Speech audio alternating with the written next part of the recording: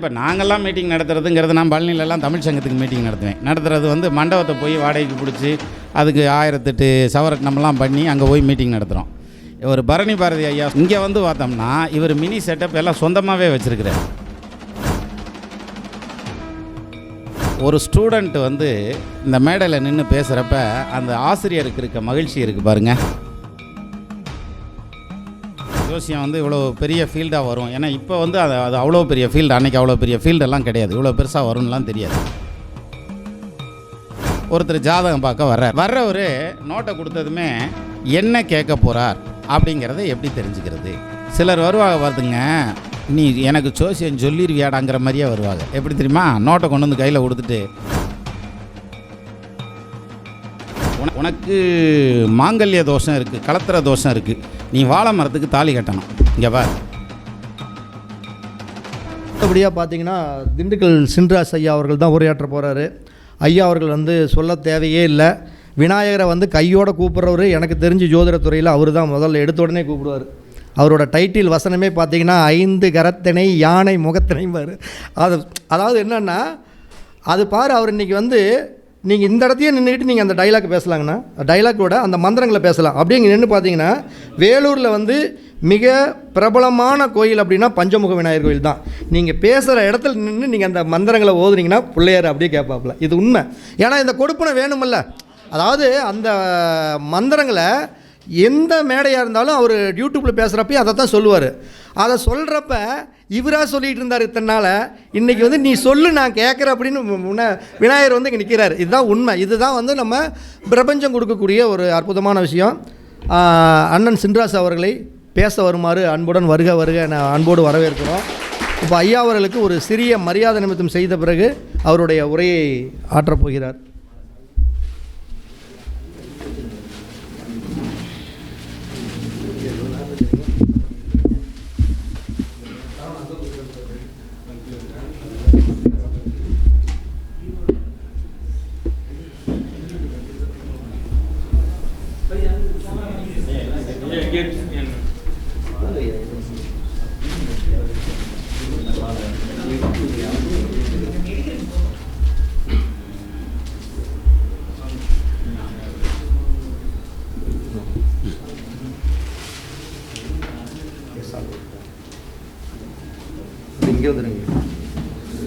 இப்போ ஐயா அவர்களுக்கு வந்து ஒரு சந்தன மாலையும் எங்களுடைய மூலகுரு திருச்செந்தூர் முருகன் தான், அவரையும் கொடுத்து ஐயாவுக்கு ஒரு சிறப்பு மரியாதை செய்கிறோம்.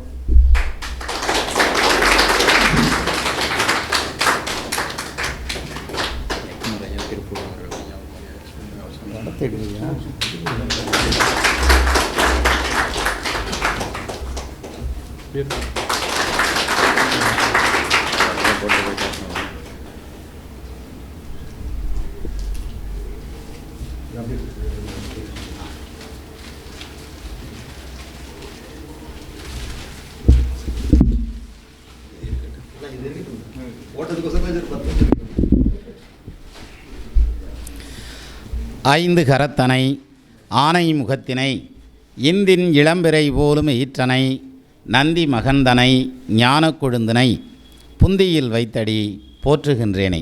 அனைவருக்கும் வணக்கம்.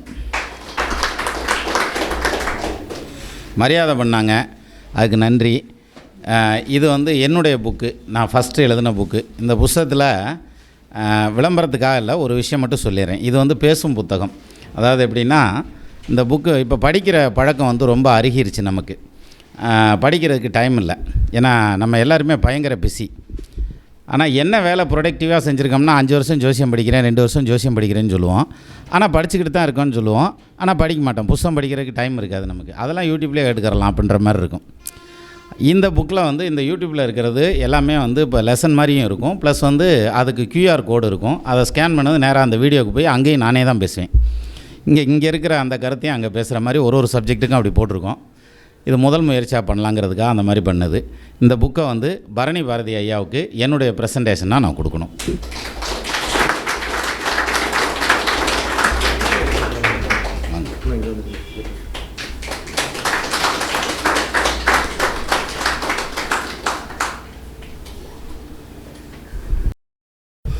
ஒரு புக்கை படிக்கிறதே இவ்வளோ கஷ்டம்னா எழுதுறது எவ்வளோ கஷ்டம்.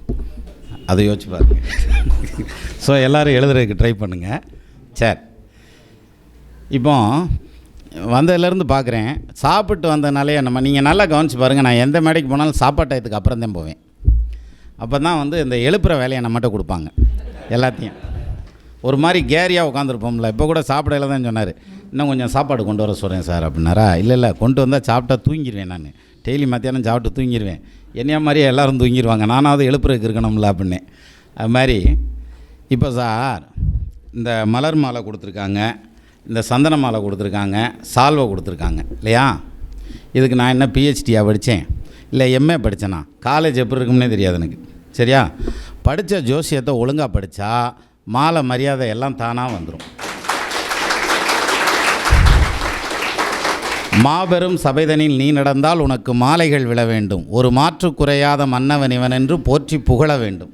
ஜோசியத்தை கையில் எடுத்துருக்கவங்க அத்தனை பேருக்கும் அந்த பாராட்டுரையும் புகழும் கிடைக்கணும்னு நான் முருகப்பெருமானை வேண்டிக்கிறேன்.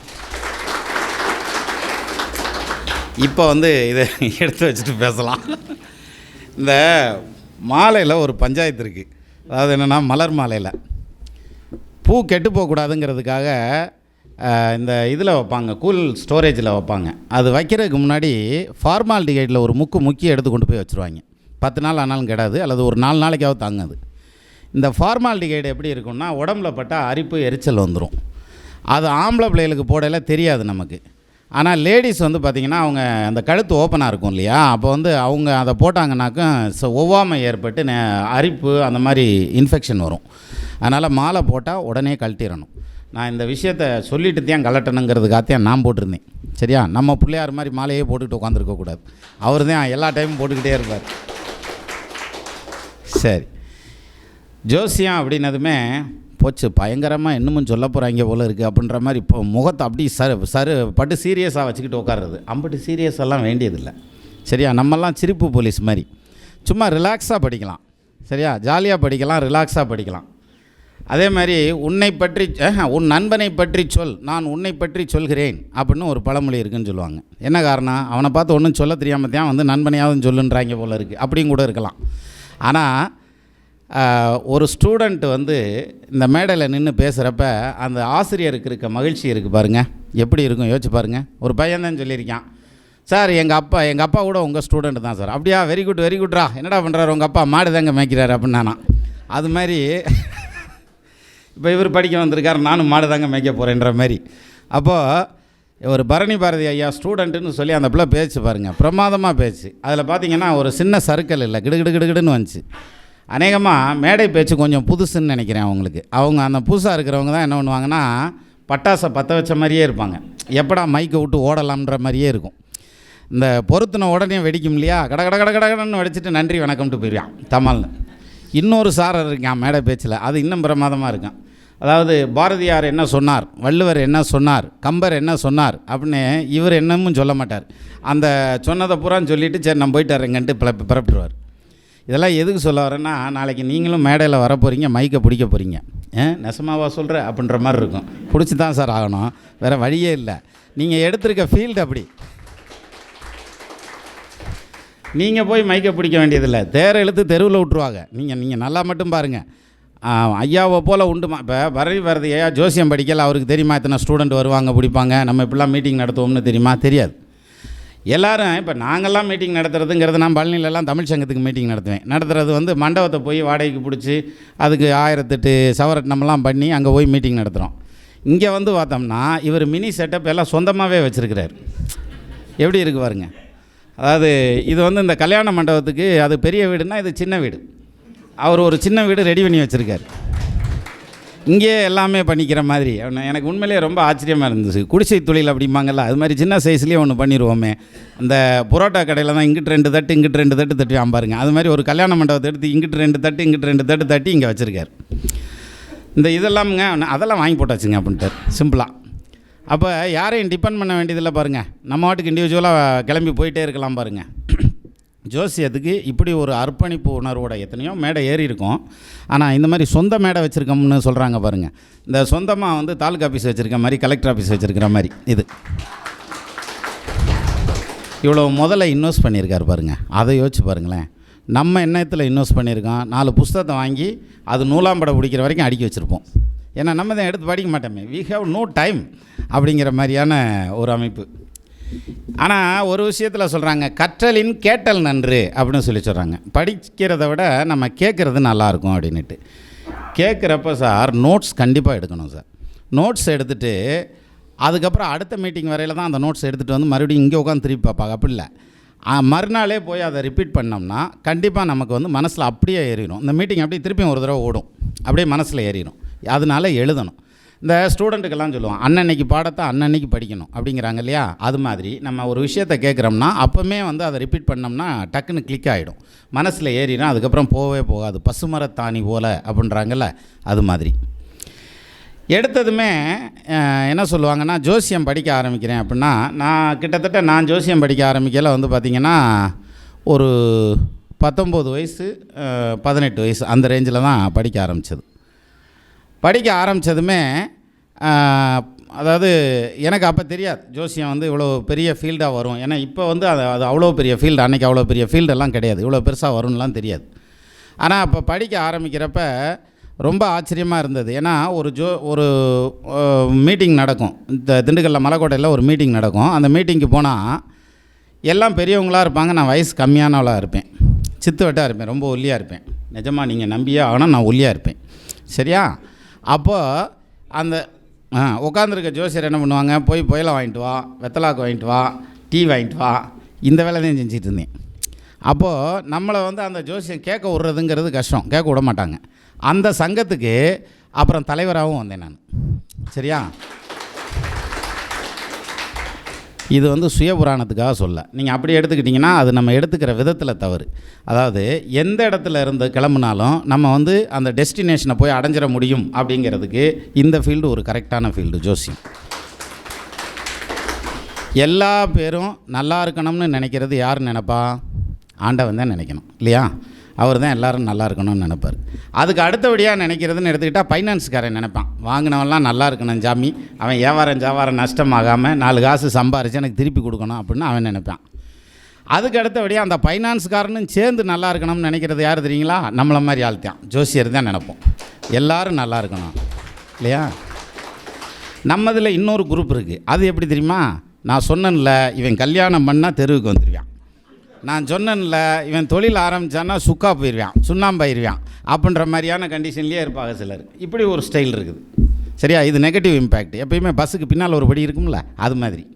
சரி, அப்போ நம்ம மெயினாக ஒருத்தர் வந்து இன்னொரு ஜோசியர்கிட்ட வந்து நம்ம கலந்து பேசுகிறப்ப பாருங்கள், நம்ம எல்லோரும் ஒன்றாத்தே உட்காந்துருப்போம், ஒன்றாத்தே ஒரே சப்ஜெக்ட்டு தான் பேசுவோம். ஆனால் நமக்கு தெரிஞ்ச ஒரு விஷயத்தை ஷேர் பண்ணிக்குவோமா அப்படின்னாக்க எல்லாத்தையும் ஷேர் பண்ணுற மாதிரி தெரியும், ஆனால் பண்ணலாம் மாட்டோம், சரிங்களா? அதாவது என்ன அர்த்தம்னா, ஒரு டெக்னிக் இருக்குதுன்னு வச்சுக்கோங்களேன். இப்போ ஒரு சின்ன டெக்னிக், அதாவது ஒருத்தர் ஜாதகம் பார்க்க வர்றவர் நோட்டை கொடுத்ததுமே என்ன கேட்க போகிறார் அப்படிங்கிறத எப்படி தெரிஞ்சுக்கிறது அப்படிங்கிறதுக்கு நம்ம இங்கே இந்த ஹாலில் இருக்க எல்லாருமே ஒரு ஸ்டெப் எடுத்திருப்போம். ஆனால் நம்ம ஸ்டெப்பை இன்னும் 4 பேர்த்திட்ட சொல்லியிருப்போமானா சொல்லியிருக்க மாட்டோம், சரியா? அது மீறி சொல்லியிருந்தால் ஒருத்தர் 2 பேர்த்திட்ட வேணால் ஷேர் பண்ணுவோம். சரி, இப்போது இந்த பேரியர் இருக்குது பார்த்தீங்களா, நமக்கு தெரிஞ்சதை வந்து நம்ம வெளியே சொல்லக்கூடாது அப்படின்னு நினைக்கிறோம் பாருங்கள். அந்த இதை தாண்டி வெளியில் வர்றவன் பூராமே குருநாதர், இவ்வளோ தான் மேட்ரு. அப்படி வந்தவர் தான் பரணி பாரதி. அந்த பிள்ளை வந்து ஒரு பாராட்டுரை வாங்கிறது, அதுவும் பொம்பளை பிள்ளைகிட்ட பாராட்டு வாங்கிறது ரொம்ப சிரமமுங்க. நீங்கள் இந்த இதில் தான் சொன்னாங்க, அதாவது கன்னி மூளை பாதிக்கப்பட்டிருந்தால் வீட்டில் பிரச்சனைகள் இருக்கும் அப்படின்னு சொல்லி ஆரம்பித்தாங்க இல்லையா? கல்யாணம் பண்ணாலே பிரச்சனை தான், அவன் பிரச்சனையவே தான் கல்யாணமே பண்ணுறான், அப்புறம் என்ன? அதனால் இந்த செடி வளர்க்குறதுங்கிறது அவங்க சொன்ன பரிகாரத்தை வந்து செஞ்சு வச்சுட்டே கூட கல்யாணம் பண்ணிக்கலாம்னு தோணுது எனக்கு என்னமோ. அப்படி வந்து சரியாக வருது, ஃபைன் கட்டிட்டு அப்புறமேல குற்றம் செஞ்சுக்கிற மாதிரி. சரி, இப்போ அந்த பேரியரை தாண்டி வர்றதுங்கிறது எல்லாராலையும் வர முடியாது. என்ன காரணம்னா, தன்னுடைய திறமை மேலே நமக்கு நம்பிக்கை இருக்கணும் முதல்ல. எப்படி? எதுனாலும் வரட்டு நான் பார்த்துக்கிறேன் அப்படின்ற மாதிரியான, யாருனாலும் என்ன கொஸ்டின்னாலும் கேட்கட்டும் நான் பார்த்துக்கிறேன். ஏன்னா நம்ம கிளைண்ட் வந்து நம்மகிட்ட உட்காடுறாங்கன்னு வச்சுங்களேன், அடுத்தடுத்து அவங்க கேள்வி கேட்கல நம்மால் டென்ஷன் ஆயிடுவான். எப்படின்னா அயன் பாக்ஸ் மாதிரி அந்த நோட்டை கையில் வாங்கல, பிளக்கை மாட்டி சுவிட்சை போட்டிருப்பாங்க, நேரம் ஆக ஆக ஆக சூடு ஆகிட்டே இருக்கும் பார்த்துக்கிறீங்க. அதுக்கு மேலே நம்ப கேள்வி கேட்டால் இதெல்லாம் முடியாது, அதெல்லாம் அந்த ஜாதகத்தை கொண்டு வா, அதில் தான் பார்க்க முடியும், இல்லை சரியாக வராது. தெரிலன்னா தூக்கி கூட பாரியா பெண்ண மோசமாக போனது ஃபிலிம் பார்க்குற மாதிரி. அப்போ அந்த மாதிரி நம்ம டென்ஷன் ஆயிரும். நம்ம வந்து டென்ஷனே ஆகக்கூடாது. எப்போது நம்மகிட்ட வர்ற பார்ட்டி டென்ஷன் ஆனால் கூட நம்ம டென்ஷன் ஆகக்கூடாது. அவன் டென்ஷன் ஆவானா மாட்டானாங்கிறது எதை வச்சு சொல்லலாம்? நம்மளை வச்சு தான், நம்ம பேசுகிறத வச்சு தான் டென்ஷன் ஆகிறது. ரைட்டா? அப்போது இந்த நமக்கு தெரிஞ்ச வித்தைகளை சொல்லிக் கொடுக்கலாமா அப்படின்னா தாராளமாக சொல்லிக் கொடுக்கலாம். இறைக்கிற கேணி தான் ஊறும் அப்படின்னு ஒரு பாயிண்ட் உண்டு. இன்னொரு விஷயம் என்ன தெரியுங்களா? நீங்கள் ஒரு முக்கியமான விஷயத்தை எடுத்து ஒரு மீட்டிங்கில் வந்து இதே மாதிரி மேடையில் பேசுங்க. 50 பேர் இருந்தால் 50 பேர்த்துக்கு அது போய் சேர்ந்துருமானா சேராது. யாருக்கு போகணுமோ அவங்களுக்கு மட்டும்தான் போகும். பாக்கி இருக்கிறவங்க கேட்பாங்களே தவிர அது இந்த காதில் வாங்கி அந்த காதில் விட்டுட்டு போயிடுவாங்க. சொல்லக்கும் கடிய வேக சுடுசுரம் அல்லக்கும் நிறத்தினால் மேல் விடுதலும் கல்லுக்கும் நெஞ்சில் தங்காது அப்புறம் கடன்று கல்லா புல்லருக்கு நல்லோர் சொன்ன பொருளென போயிற்றன்றேன்னு கம்பர் எழுதுகிறார். அப்போ அது மாதிரி இந்த காதில் நுழைஞ்சு அந்த காதில் பிடிங்கிட்டு போயிடும். அல்லது நினச்சிக்கிட்டே இருப்பாங்க, மறந்துடுவாங்க. அதுக்கப்புறம் அந்த மாதிரியான விஷயத்தில் நம்ம யாருக்கு கொடுக்கணும்னு நினைக்கிறோமோ, நம்ம யாருக்கு போகணுமோ, நம்ம கருத்தை அவங்களுக்கு மட்டும்தான் போகும். அதனால் சும்மா தைரியமாக எல்லாத்தையும் எல்லாத்துக்கும் சொல்லுங்கள். இதுதான் இதில் வந்து ரொம்ப முக்கியமான விஷயம். இந்த ஜோதிடத்தை பொறுத்த வரைக்கும் நம்ம அறிஞ்சிக்கிட்டதை வெளியில் சொல்கிறதுனால தப்பு இல்லை. சரி, இப்போது இந்த குருநாதர்கள்லாம் எப்படி சொல்கிறாங்க அப்படின்னா அவங்களுக்கு தெரியும். அதாவது இதை போல் 100 விஷயம் நம்ம அடுத்தடுத்து வந்துக்கிட்டே இருக்கும், படிச்சுக்கிட்டே இருப்போம், தெரிஞ்சுக்கிட்டே இருக்கும். நம்ம உணர்வால் அறிவோம், அனுபவத்தால் அறிஞ்சிக்கிடுவோம், புஸ்தகத்தால் தெரிஞ்சுக்கிடுவோம், வந்துக்கிட்டே இருக்கும். நம்ம கொடுக்க ஏதாவது ஒரு விதத்தில் நமக்கு வந்து கருத்துக்கள் வந்துக்கிட்டே இருக்கும், பேசிக்கிட்டே இருக்கலாம். இப்போது ஒரு விஷயம் பார்த்திங்கன்னா இந்த மேடையிலலாம் எங்கள் மேடையில் போனாலும் சொல்லுவாங்க. அதாவது இந்த மாதிரி ஜோசியத்தை வந்து யூடியூப்பில் கொண்டு வந்தார், ஃபஸ்ட்டு இவர் தான் பயணியராக வந்தார் அப்படின்லாம் சொல்லுவாங்க. எனக்கு அறிமுகப்படுத்தலை சொல்லுவாங்க. நான் எங்கேயாவது சொல்லியிருக்கேன்னா பார்த்தீங்களா? நான் எங்கேயும் சொல்லியிருக்க மாட்டேன். என்ன இந்தா பாருங்கள், நமக்கு சாட்சி பக்கத்துலேயே இருக்குது. 2010 நான் சொல்லியிருக்க மாட்டேன். இதில் என்ன பிரச்சனைனா, நம்ம சின்ராஸ் வந்து இழுத்து விடலன்னா இன்னொரு பொன்ராஜ் வந்து இழுத்து விட்டு போகிறாரு. அவ்வளோதான். யாரோ ஒருத்தர் செஞ்சுருவார். நம்ம வேலையை நம்ம இடத்துல இன்னொருத்தர் செஞ்சுட்டு போயிடுவார். ஒன்று, அந்த இடத்துல அந்த வேலையை செய்கிறதுக்கு ஆண்டவன் என்னை நாமினேட் பண்ணியிருக்கார். அவ்வளோதான். அப்படித்தான் எடுத்துக்கணும். அது மாதிரி நீங்கள் 100 பேர்த்துக்கு ஜோசியம் சொல்லி கொடுக்குறதுக்கும் 1,00,000 பேர்த்துக்கு பார்த்து பணம் வாங்குறதுக்கும் ஆண்டவன் உங்களை நாமினேட் பண்ணியிருக்கார். அந்த வேலையை நம்ம ஒழுங்காக செஞ்சுட்டு போக வேண்டியதானே? ஆட்டோமேட்டிக்காக ஜோசியர் ஆயிடலாம்ல. சரியா? இதில் நான் சொல்லித்தர மாட்டேன், வைக்க மாட்டேன், அதெல்லாம் ஒன்றுமே வேண்டியதில்லை. சும்மா ரிலாக்ஸாக. ரெண்டாவது, ரொம்ப சீரியஸாகவும் ஜோசியத்தை எடுத்துக்காதீங்க.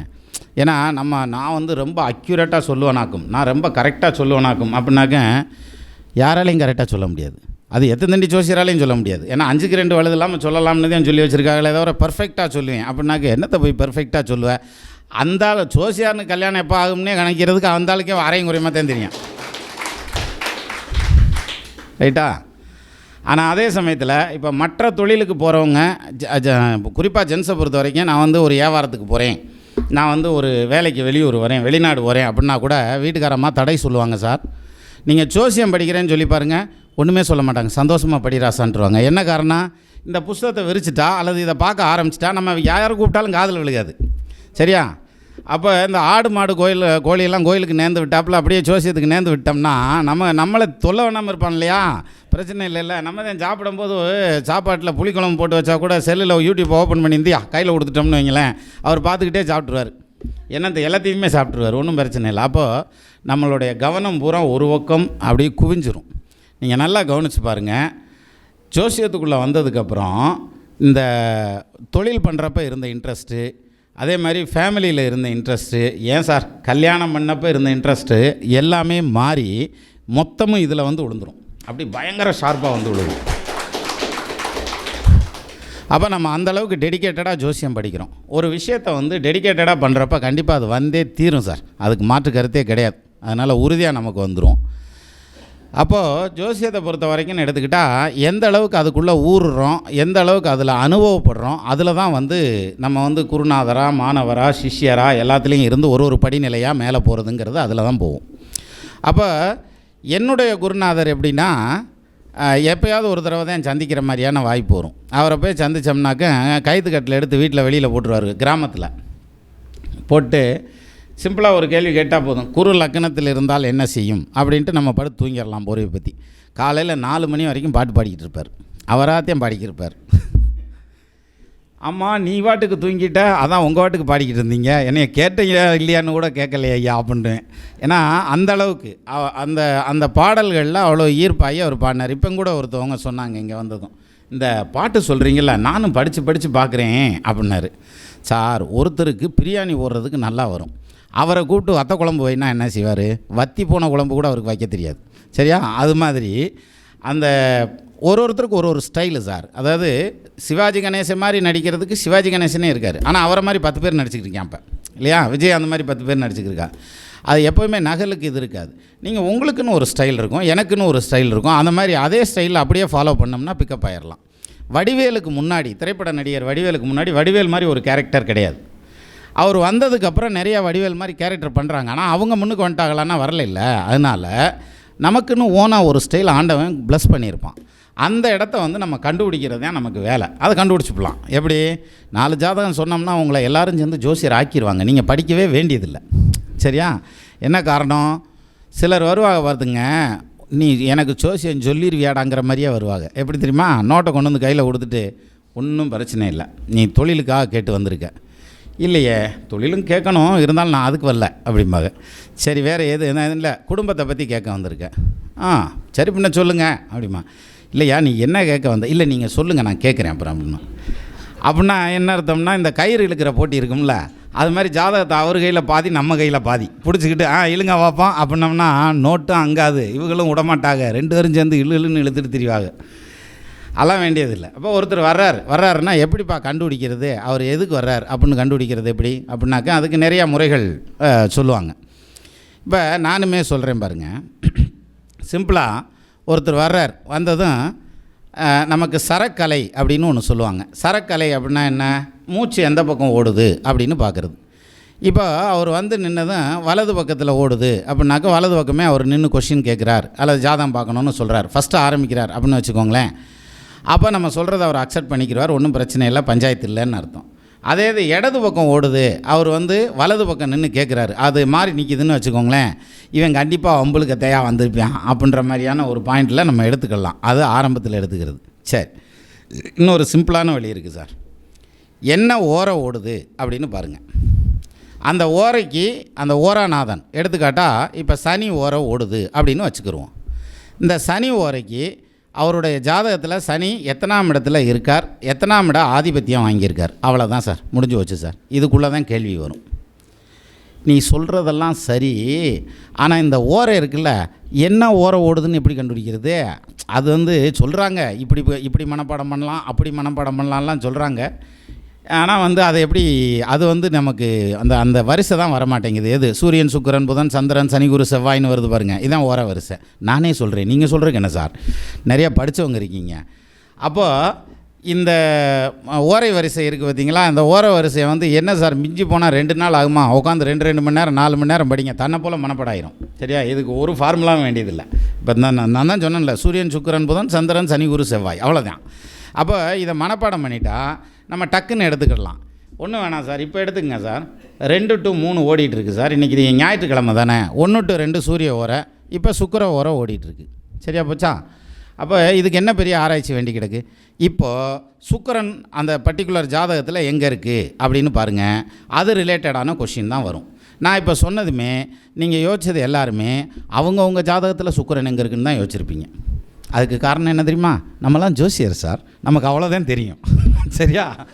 ஆமாம், கோச்சார சுக்கிரன் இல்லை சார், ஜனனகால சுக்கிரன் அவருடைய ஜாதகத்தில் எங்கே இருக்குது? ஒரு எடுத்துக்காட்டு, இப்போ சுக்கிரன் 10ஆம் பாவத்தில் இருக்குது அப்படின்னு வச்சுக்கிருவோமே. சுக்கிரன் அதுமே நமக்கு நேரடியாக கல்யாணம் மட்டும்தான் தெரியும், வேறு ஒன்றும் தெரியாது. அதனால் நான் கொஞ்சம் மறுதலையாக எடுத்துக்கிறேன். 10ஆம் இடத்துல சுக்கிரன் இருக்குது அப்படின்னாக்கா கவர்மெண்ட் வேலையை பற்றி கேட்டு வந்திருக்கலாம். சுக்கிரன் 10ல் வாழ சூரியன் சுகித்து நிற்க தக்கதோர் மந்தன் நோக்க தரணிகள் உதித்தோரெல்லாம் மிக்க புகழ் உடையார் என்னும் மேநிலை அடையா போதும் சிக்கலின் அரசு தம்கீழ் செய்தொழில் புரிவராமே. அப்போ அரசாங்க வேலையை பற்றி கேட்டு வந்திருக்கலாம், சொந்தமாக தொழில் பண்ணுறதை பற்றி கேட்டு வந்திருக்கலாம், கார் வாங்கி ஒரு வண்டி வாகனம் வாங்கி வியாபாரம் பண்ணட்டுமான்னு கேட்கலாம், ஹோட்டல் கடை ஆரம்பிக்கட்டுமான்னு கேட்கலாம். கரெக்டு தானே? வீடு கட்டலாமா அப்படின்னு கேட்கலாம், அல்லது இருக்கிற வீட்டை மாற்றட்டுமான்னு கேட்கலாம். இதை ஏன்னா 10ஆம் இடத்துல நின்னா 4ஆம் இடத்தை பார்க்கும் சார் சுக்கிரங்கிறது வீடு தானே. சரியா? அப்போது இந்த 10ஆம் இடத்துல இருக்க சுக்கிரன் வக்கிரமாக இருக்காருன்னு வச்சுக்கிறோங்க, இப்படி எடுத்துக்கிருவோமே. உன் வீட்டில் பீஸ் ஒன்று பல்ப் இருக்குமியா அப்படின்னா ஆமாம்பேன். என்ன காரணம்? இங்கே சுக்கிரன் வக்ரமாயிட்டார். ரைட்டா? அதே மாதிரி நீங்கள் சிம்பிளாகவே கேட்கலாம். உங்கள் வீட்டுக்காரம்மா வந்து எந்த ஜாமான் வாங்கி கொடுத்தனாலும் ஒன்று அதை புளிக்க வச்சு அல்லது வந்து அழுக வச்சு தாயா எடுத்து சமைக்க இல்லாட்டி தூக்கி வெளியே ஒட்டிருமியா அப்படின்னு மட்டும் சொல்லுங்கள். பிரமாதம், சூப்பராக சொல்கிறடா ஜோசியா நீயே அப்படின்ட்டுருவாங்க. என்ன காரணம்? சுக்கிரன் தான் வக்கரத்தில் இருக்கார்ல. சரி, சுக்கிரன் இருக்கிறது நெருப்பு ராசியில் வக்கரத்தில் இருக்கார் அப்படின்னு வச்சுக்கிருவோமே. அப்போ அதுக்கு என்ன சொல்லலாம்? அதாவது நீங்கள் இருக்கிற வீடெல்லாம் சரித்தேன், ஆனால் தண்ணி வசதி தான் கொஞ்சம் கம்மியாக இருக்க மாட்டேருக்குது அப்படின்னம்னா, ஆமாம் சார், அதை ஏன் சார் கேட்குறீங்க அப்படின்னுவாங்க. ரைட்டு. அதே மாதிரி இந்த நிலப்படி வெடிச்சிருக்கான்னு கேட்டு பாருங்கள். வக்கரமாக இருந்துச்சுன்னா ஆமாம் நிலக்கட்டை வெடிச்சிருக்கு அப்படின்னு சொல்லுவாங்க. ஸோ இந்த மாதிரியான அமைப்பு. அப்போ இதுக்கெல்லாம் என்ன சார் வேணும்? அது அப்படியே நம்ம வாட்டுக்கு டெவலப் பண்ணிகிட்டே கொண்டு போயிட்டே இருக்கலாம் ஜோசியத்தை. அதை வந்து நம்ம அதை விட்டுட்டு ரொம்ப சீரியஸாக எடுத்துக்கிட்டு வேகமாக எடுத்துக்கிட்டுலாம் பேச வேண்டியதில்லை. கேஷுவலாக பேசினாலே போதும். சிலருடைய இப்போ நம்ம படிக்கிறோம் பாருங்கள். அதாவது ஆட்சி பெற்ற கிரகங்கள் என்னட்ட என் ஜாதகத்தில் 2 கிரகம் ஆட்சி, என்னுடைய ஜாதகத்தில் 1 கிரகம் உச்சம், 3 கிரகம் ஆட்சி, 2 கிரகம் உச்சம், இப்படிலாம் சொல்லிக்கிட்டு இருப்பாங்க. இப்படி சொல்கிறக்கு ஒரு சாரர், இன்னொரு சாரர் அதை ஏன் கேட்குற, 2 கிரகம் நீசம், 3 கிரகம் வக்குறான், அப்புறம் என்ன செய்ய சொல்கிறேன், நான் இதோட 3 தொழிலில் பார்த்துருக்கேன் அப்படின்லாம் கூட சொல்லுவாங்க. இப்போ நம்ம இந்த படிக்கிறோம் பார்த்தீங்களா, உச்சம், ஆட்சி, நீசம், இந்த மாதிரியான விஷயங்கள்லாம் படிக்கிறோம் இல்லையா? இதெல்லாம் வந்து எந்த அளவுக்கு வந்து நமக்கு கை கொடுக்கும் அப்படின்னா, இதை டைரெக்டாக பலனாக கொண்டு போனால் கை கொடுக்காது. நல்லா புரிஞ்சுக்கோங்க. டைரெக்டாக பலனாக கொண்டு போனால் கை கொடுக்காது. என்ன காரணம்? இப்போது பால் வந்து ஒரு இடத்துலேருந்து இன்னொரு இடத்துக்கு டிரான்ஸ்போர்ட் பண்ணல இந்த லாரி டேங்கரில் வச்சு அனுப்புவாங்க. அது வந்து அந்த பாலை நம்ம கையில் பிடிச்சி உடனே அப்படியே வீட்டில் போய் பயன்படுத்த முடியாது, ஒத்து வராது. அது என்ன காரணம்னா, அந்த பாலில் இருக்க தண்ணியை பூரா ட்ரை பண்ணிவிட்டு கொலன்னு தயிர் மாதிரி வச்சு அனுப்பிச்சிடுவாங்க. அங்கே போய் இங்கே எவ்வளோ தண்ணி எடுத்தானோ அந்த தண்ணியை உள்ளே ஊற்றல அது பாலாயிரும். அது மாதிரி நம்ம படிக்கிறது எல்லாமே ரா ஸ்டைலில் படிப்போம். அதாவது எப்படின்னா, குரு வந்து சுபகிரகம், குரு உச்சமானால் நல்லது செய்யும் அப்படின்னு படித்து வச்சுருப்போம். ஆட்சி ஆனால் பிரமாதமாக இருக்கும்னு படிச்சிருப்போம். ஒருத்தன் குரு தசையில் நம்ப சிரமப்பட்டு, இல்லை நான் வாழ்நாளில் பார்க்காத கடனை குரு தசையில் பார்த்தேன்டாம்மா. சரியா? சனியா மிக கொடுமையான கிரகம், சனியை ஓயாமல் திட்டவும் கூட இருக்கான். ஆனால் சனி தசை வந்து தான் நான் பெரிய ஆளானேன், சனி தசை வந்ததுனால தான் நான் மிகப்பெரிய ஆளாக வளர்ந்தேன், இண்டஸ்ட்ரியலிஸ்ட் ஆனேன் அப்படிலாம் சொல்லுவாங்க. அப்போ எப்படி இப்போ சனி கெடுத்துருவார்னு படித்து வச்சுருக்கோம், குரு நல்லது செய்வார்னு படித்து வச்சுருக்கோம். இது ரெண்டுக்கும் மறுதலையாக நடக்குது, இது என்னதான் செய்கிறது அப்படின்ற மாதிரி இப்போ அதுக்கு அடுத்த ஸ்டெப்பை நோக்கி போகிறோம்னு அர்த்தம். அது மாதிரி ஒரு ஜாதகத்தை ரிவீல் பண்ணுறப்ப ஒரு ஜாதகமே சார் கிட்டத்தட்ட செஸ் விளாட்ற மாதிரி.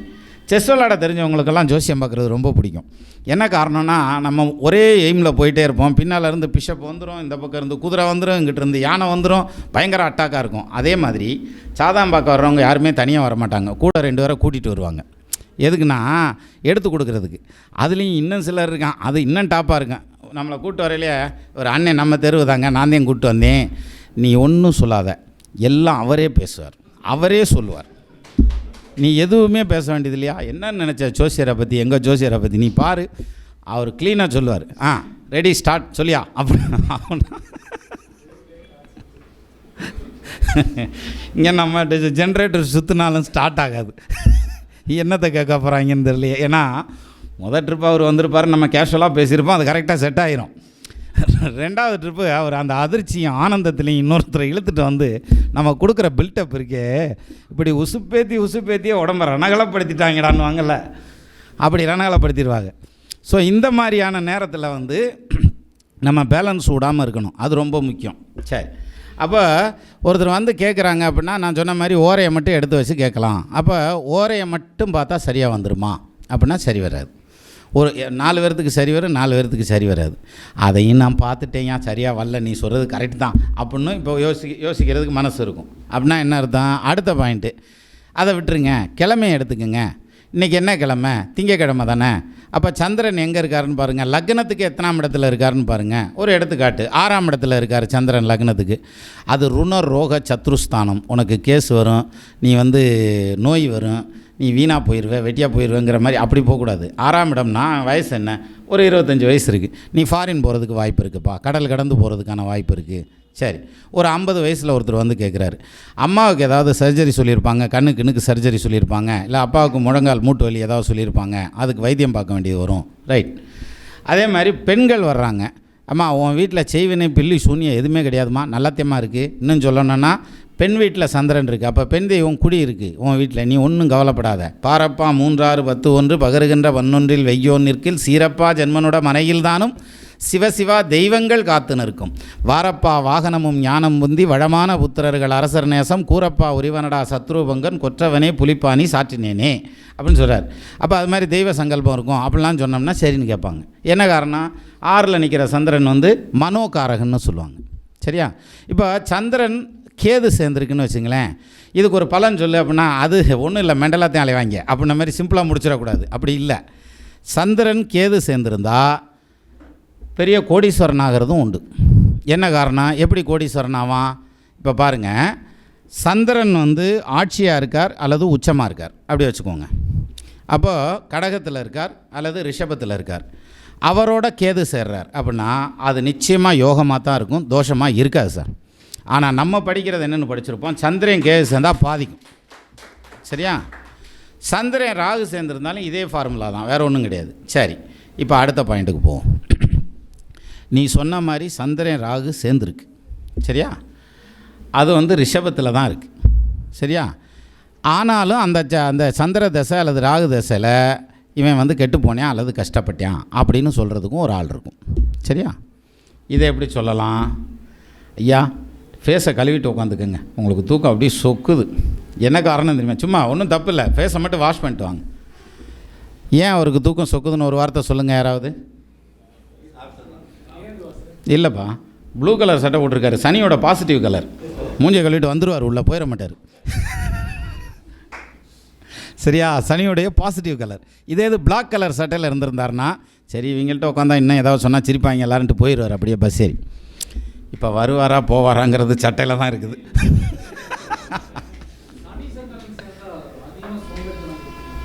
இந்த வந்துடுறேன், அடுத்து வருவேன்.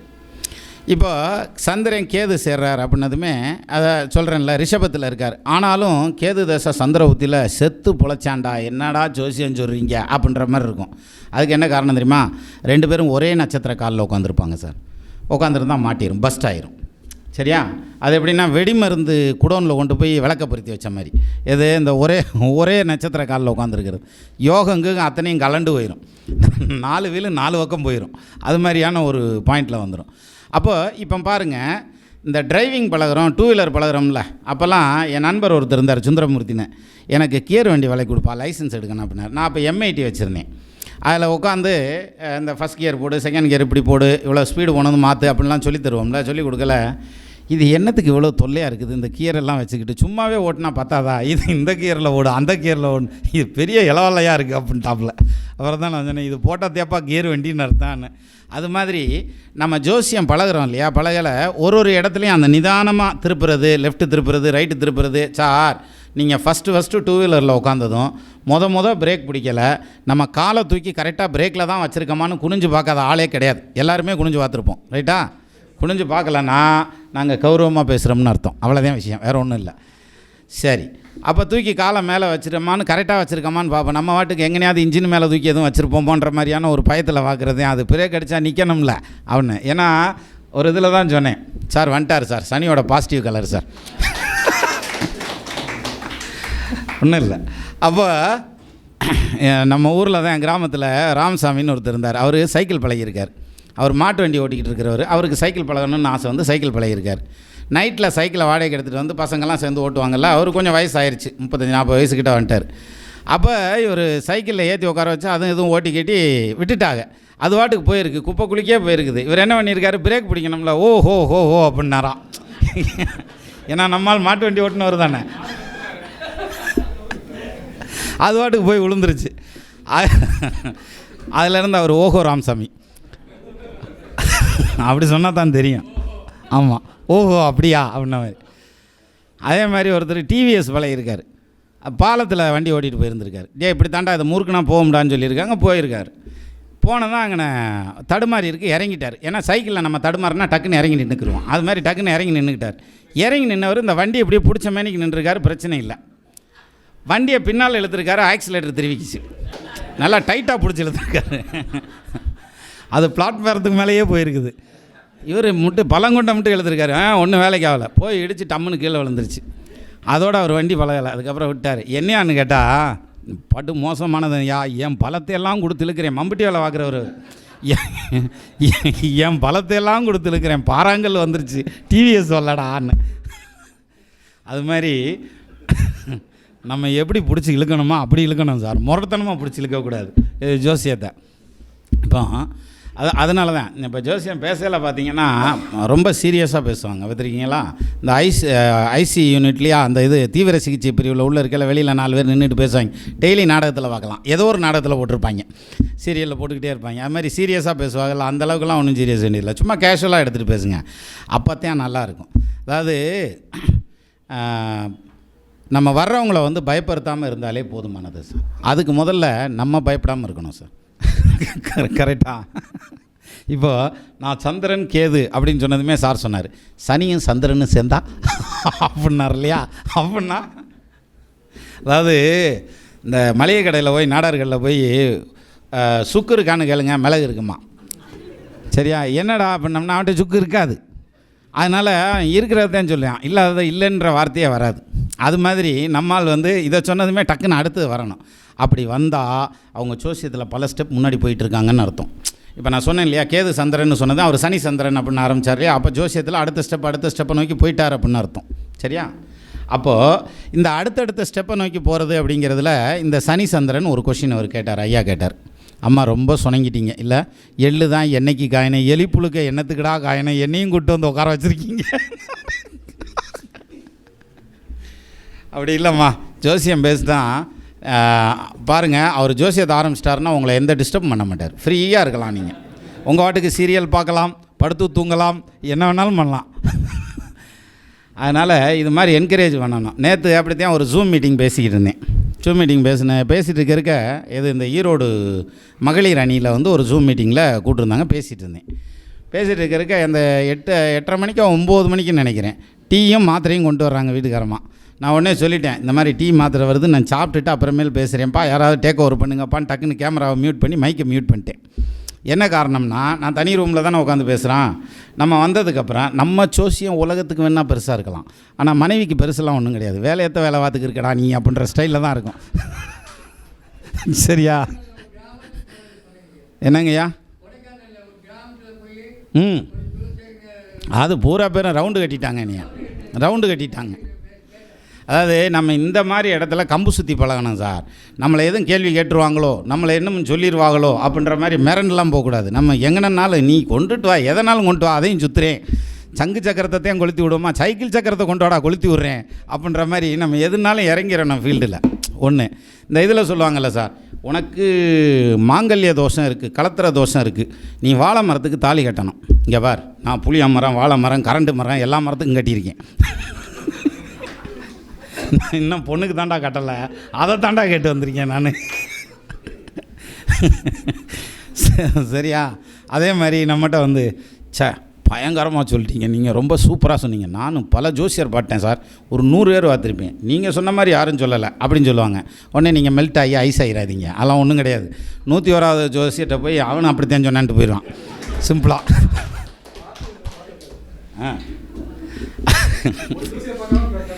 ஆமாம், இது எப்படின்னா பல மரம் கண்ட தச்சம் ஒரு மரத்தையும் செதுக்கான்னு வாங்கல, அந்த கணக்காகி போயிடும். இப்போ ஒரு ஜவுளி கடைக்கு போய் துணி எடுத்துகிட்டு வந்துடுவோம் சார், என்ன ஒரு 3 மணி நேரம் ஆகும் வீட்டுக்காரமாக கூப்பிட்டு போனோம்னா. ஆனால் நான் துணி எடுக்கணும்னு கூப்பிட்டாங்கன்னா நான் முன்னாடி போயிடுவேன், வா போகலாம் அப்படின்ட்டு போயிடுவேன். என்ன காரணம்னு சொல்லுங்கள்? அதாவது நம்ம படுற வேதனையும் எத்தனை பேர் படுறான்னு அங்கே போய் பார்த்தா தெரியும். அந்த வீட்டுக்காரம்மா கூப்பிட்டு வந்து அவன் படுற பாடு இருக்கே, பரவாயில்லடா, அவன் கோடு பெரிய கோடுடா, நம்மளது சின்ன கோடுடா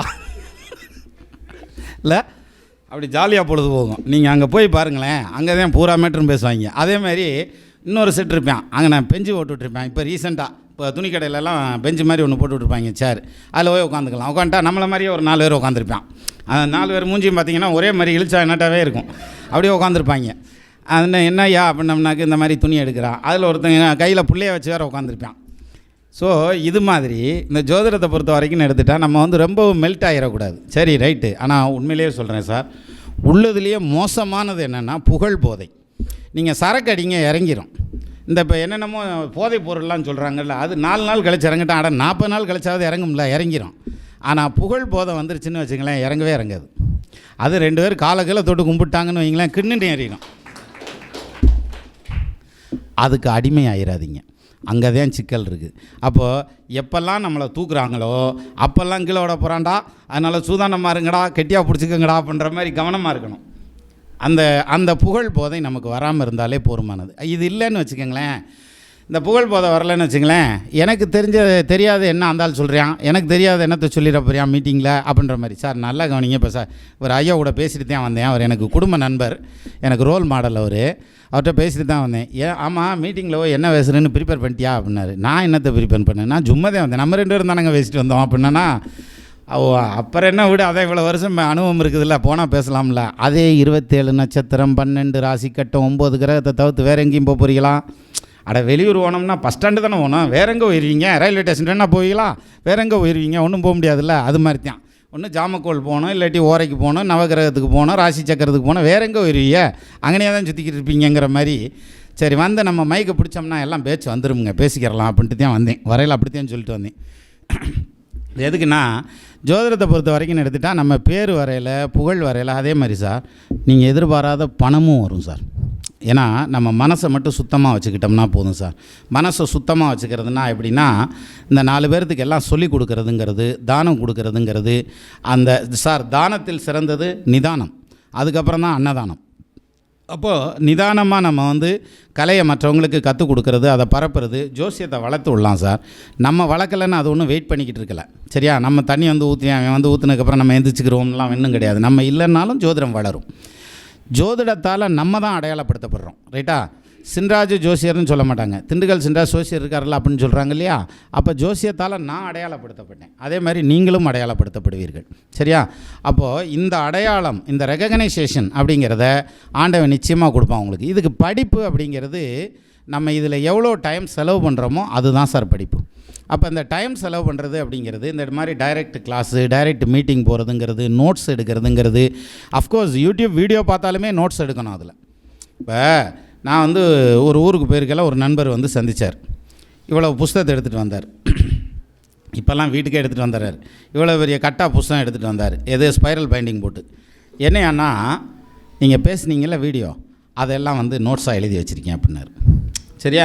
இங்கே நான் என்ன பண்ணியிருக்கேன், புஸ்தகத்தை படித்து நான் ஒரு நோட்ஸ் எழுதி வச்சுருக்கேன். அதை படிச்சுட்டு தான் நான் வந்து வீடியோவில் பேசுகிறேன். அவர் நான் பேசுகிறத மறுபடியும் நோட்ஸாக மாற்றி வச்சுருக்கார். ஆக 2 பேருமே நோட்ஸ் எடுத்து வச்சுருக்கோம். அந்த மாதிரி. அப்போது எதுக்காகனா, ஒன்ஸ் நம்ம எழுதுகிறப்ப நமக்கு மனசில் அது அப்படியே பதியும் அப்படிங்கிற மாதிரியான ஒரு அமைப்பு. அடுத்தது வந்து பரபரப்புக்காக பேசுகிறேங்கிற பேரில் இப்படி கிளப்பி விட்டுறக்கூடாது. அதாவது அரசியலை பற்றி பேசுகிறேன் அல்லது வந்து வேறு எதையாவது பரபரப்பாக பேசுகிறேன் அப்படிங்கிற மாதிரியான விஷயங்களில் நம்ம போகும்போது ரொம்ப நிதானமாக போகணும். என்ன காரணம் அப்படின்னா, பணம் படைத்தவர்களும் பதவி படைத்தவர்களும் ஒரு டிஸ்டன்ஸில் தான் இருக்கணுமே தவிர, ரொம்ப போய் நெருங்கி நின்னோம்னா அவங்களால நமக்கு பிரச்சனைகளும் சேர்ந்து வந்துடும். இந்த ஃபார்முலா நம்ம நண்பர் கொடுத்த ஃபார்முலா. அதனாலேயே நான் வந்து திண்டுக்கல்லை விட்டு வெளியே போகல. எத்தனையோ பேர் சொன்னாங்க, நீங்கள் சென்னை வந்தீங்கன்னா சுத்தமாக நிம்மதி இல்லாமல் தயா போவோம், ஏன்னா நம்ம பிஸி ஆயிடுவோம் இல்லையா? அப்புறம் எங்கிட்டு போய் நிம்மதியாக இருக்கிறது, அதெல்லாம் வாய்ப்பு இல்லை. அது மாதிரி இப்போ என்னை பொறுத்த வரைக்கும் பரணி பாரதி வந்து இங்கே இருக்கிறதே பிரமாதம். சரிங்களா? இவர் இதை விட்டுட்டு மதுரை பக்கம் வர்றாருன்னு வச்சுக்கோங்களேன், இல்லை சேலம் சென்னைன்னு போகிறாருன்னு வச்சுங்களேன், அதுக்கப்புறம் அவங்க வீட்டுக்காரமாக பார்க்குறதே கஷ்டமாகி போயிடும். சரிண்ணா? அவ்வளோ டைட் ஆகிரும் சார் நிஜமாலுமே. அப்போது ஏன்னா இந்த மாதிரி சிட்டியில் இருக்க ஜோசியர்கள்லாம் பார்த்திங்கன்னா அவ்வளோ புலம்புவாங்க. நான் ஒரு பெரிய புகழ்பெற்ற ஒரு ஜோசியர்கிட்ட பேசிகிட்டு மேடையில் தான் சொல்கிறேன், இந்த மாதிரி நாளைக்கு கொடைக்கானல் போகலான்னு இருக்கேங்க, ஒரு 4 நாள் கொடைக்கானலில் இருக்கலான்னு, இருந்துட்டு வரலான்னு. ஓ, அவ்வளோ டைம் இருக்குமா உனக்கு, நீ கொடைக்கானல்லாம் போவியா அப்படின்றார். அவருக்கு அதுவே ஆச்சரியமாக இருக்குது சார். பாருங்கள் எவ்வளோ ஏழை ஆகிட்டாருன்னு டயத்தில். அதாவது டயத்தை செலவு பண்ணுறதில்ல. நம்ம எல்லாருமே பணத்தை சம்பாரிச்சிட்டோம் சார், ஆனால் டயத்தை சம்பாதிக்கலை. அதே 24 மணி நேரம் தான். அதை எப்படி ஒதுக்குறதுன்னு தெரில. நீங்கள் ஒன்றும் வேணாம், ரீல்ஸ் பார்க்குறதுக்கு செல்லை எடுத்து வச்சு உட்காருங்க, அரை மணி நேரம் போயிடும் சார். நீங்கள் ஒரு ரீல்ஸ் கூட பார்க்காம இருக்கணும் சார், அது ரொம்ப முக்கியம். நீ தான் போடுற ஷார்ட்ஸு, அப்புறம் நீயே பார்க்காதன்ற. அஞ்சுவது அஞ்சாமை பேதமை, பார்க்குறத பார்க்கலாம் சார். நான் வந்து அதை என்ன சொல்லுவாங்க, நான் போடுற ஷார்ட்ஸ் எல்லாமே பார்த்திங்கன்னா டெக்னிக்காக தான் இருக்கும். அதில் எப்படி எதை கண்டுபிடிக்கிறது, எப்படி எது இருக்கும் அப்படிங்கிற மாதிரியான டெக்னிக்ஸோடையே இருக்கும். அந்த மாதிரி தான். இப்போது நான் அதையும் சொன்னேன். அதாவது ஜோசியத்தில் பாயிண்ட்ஸ் சொல்கிறது அப்படின்னு எடுத்துக்கிட்டால், இந்த ஒரு சில பாயிண்ட்ஸ் சொல்லுவோம்ல, லக்னத்தில் செவ்வாய் இருந்தால் மிகுந்த கோபக்காரனாக இருப்பான், முரடனாக இருப்பான், போலீஸ் அல்லது இராணுவத்தில் உத்தியோகத்தில் செல்பவனாக இருப்பான், அரசாங்க வேலை கிடைக்கும், காங்கிரீட் வீடுகளில் வசிப்பான், ஜிம் ஆடி மாதிரி பாடி இருக்கும், சிவந்த நிறமுடையவனாக இருப்பான், நல்ல முடிக்கட்டுடன் இருப்பான், பல்வரிசை அழகாக இருக்கும். சரியாக தானே சொல்கிறேன்? அது வக்கிரமாக இருந்தால் நேர் ஆப்போசிட்டு. அதோட ராகு சேர்ந்துருந்தா இப்போ சொல்லு. இப்போ ஆப்போசிட்டுக்கு ஆப்போசிட்டு, நாங்கள் ராங்குக்கே பிறந்த ராங்கியா, ரைட்டா? பாசிட்டிவ் சைடு மாறும். சரியா? இப்போது இந்த வக்கரம் ஆகாம ராகுவோட சேர்ந்தா இப்போ நெகட்டிவ் சைடு ஆகும் இல்லையா? சரி, ரெண்டும் சேர்ந்து ஒரே நட்சத்திர காலில் இருந்தால் நெகட்டிவ் ஆகும். சரி, அதை குரு பார்த்தா பாசிட்டிவ் ஆகும். சார், இப்போ நீங்களே தான் மாற்றி மாற்றி பேசுகிறீங்க. ஜோசியராயா நீங்களாம்? நான் எதுவும் சொல்லலை, பலன் நீங்கள் தான் சொல்கிறீங்க. அப்போது ஒரே ஒரு கிரகநிலை லக்ன செவ்வாய். சரியா? இதை பதில் சொல்லுன்னா, ஒருத்தர் வந்து பிரமாதமாக இருக்குது, சூப்பராக இருப்பேன் பார். இன்னொருத்தர் நீ உறுதியாக 2வது கொண்டாட்டியோட வந்து நிப்படா அடுத்த வருஷம் அப்படின்னு சொல்லுவார். இன்னொருத்தர் என்ன சொல்லுவார், நீ அரசாங்க வேலைக்கு போவ அப்படின்னுவார். இன்னொருத்தர் ஆட்சி பெற்ற செவ்வாய்ப்பா, நீ அரசாங்க வேலைக்கெல்லாம் போக முடியாது, கவர்மெண்ட் கான்ட்ராக்ட் எடுக்கலாம், இல்லாட்டி அரசியலில் போய் வேணா நிற்கலாம் அப்படிம்பார். இப்போது ஊரில் இருக்கிறவங்களாம் சேர்ந்து ஒரே வேலை செஞ்சோம்னாக்கா ஆளுக்கு ஒரு வாக்கில் இழுத்து அத்துப்பிடுவோம்ல, அந்த கணக்காக இந்த பலன் எடுக்கிறதுங்கிறது ஒரு ஜோசியரும் ஒரு மாதிரி எடுக்கிறதுக்கு இதான் சார் காரணம். அந்த மெச்சூரிட்டி வேல்யூ, அந்த மெச்சூரிட்டி வித்தியாசப்படுறது தான் காரணம். ஒன்றாச்சா? இது பரவாயில்ல, ஒரே ஜாதகத்தை ஒரே ஜோசியர்கிட்ட வேறு வேறு டைமில் கொடுத்து பாருங்கள், வேறு வேறு மாதிரி சொல்லிடுவார். சரியா? அதுக்கு என்ன காரணம் அப்படின்னா, அந்த வந்து பார்த்தா ஞாபகம் இல்லாமல் இருக்கிறது தான் காரணம் அப்படின்னு சொல்லலாம். ஆனால் அந்த டெய்லியும் அந்த கணிப்பு மெச்சூர் ஆகிட்டே வரும் ஜோசியருக்கு. ஏன்னா பார்க்க மெச்சூரிட்டி ஆகிட்டே வருவாங்க. அதுக்கு தகுந்த மாதிரி அந்த ஷார்ப்னஸ் மாறிக்கிட்டே வரும். இது இப்படி வருமா, அது அப்படி வருமா அப்படின்ற மாதிரி மாறிட்டே வரும். அப்போ பாருங்கள், செவ்வாய் லக்னத்தில் இருக்கிறதுங்கிற ஒரு பாயிண்ட்டுக்கு மட்டுமே இவ்வளோ பலன் சொல்லலான்னா, ஒரு கிரகத்துக்கும் 12 கட்டத்துக்கும் அதை வச்சு எம்பிட்டு பலன் சொல்கிறது, அதை எப்படி வேறுபடுத்தி காமிக்கிறது, எத்தனை விஷயத்தை சொல்லிக் கொடுக்குறது, அதை எவ்வளோ காலத்துக்கு சொல்லிக் கொடுக்குறது. அப்போது இந்த குருநாதராக இருக்கிறவங்கெல்லாம் எவ்வளோ டெடிக்கேட்டடாக ஒர்க் பண்ணுறாங்கன்னு பாருங்களேன். அப்போது என்ன காரணம், அவங்க பேர் வந்து நிலச்சி நிற்கும்.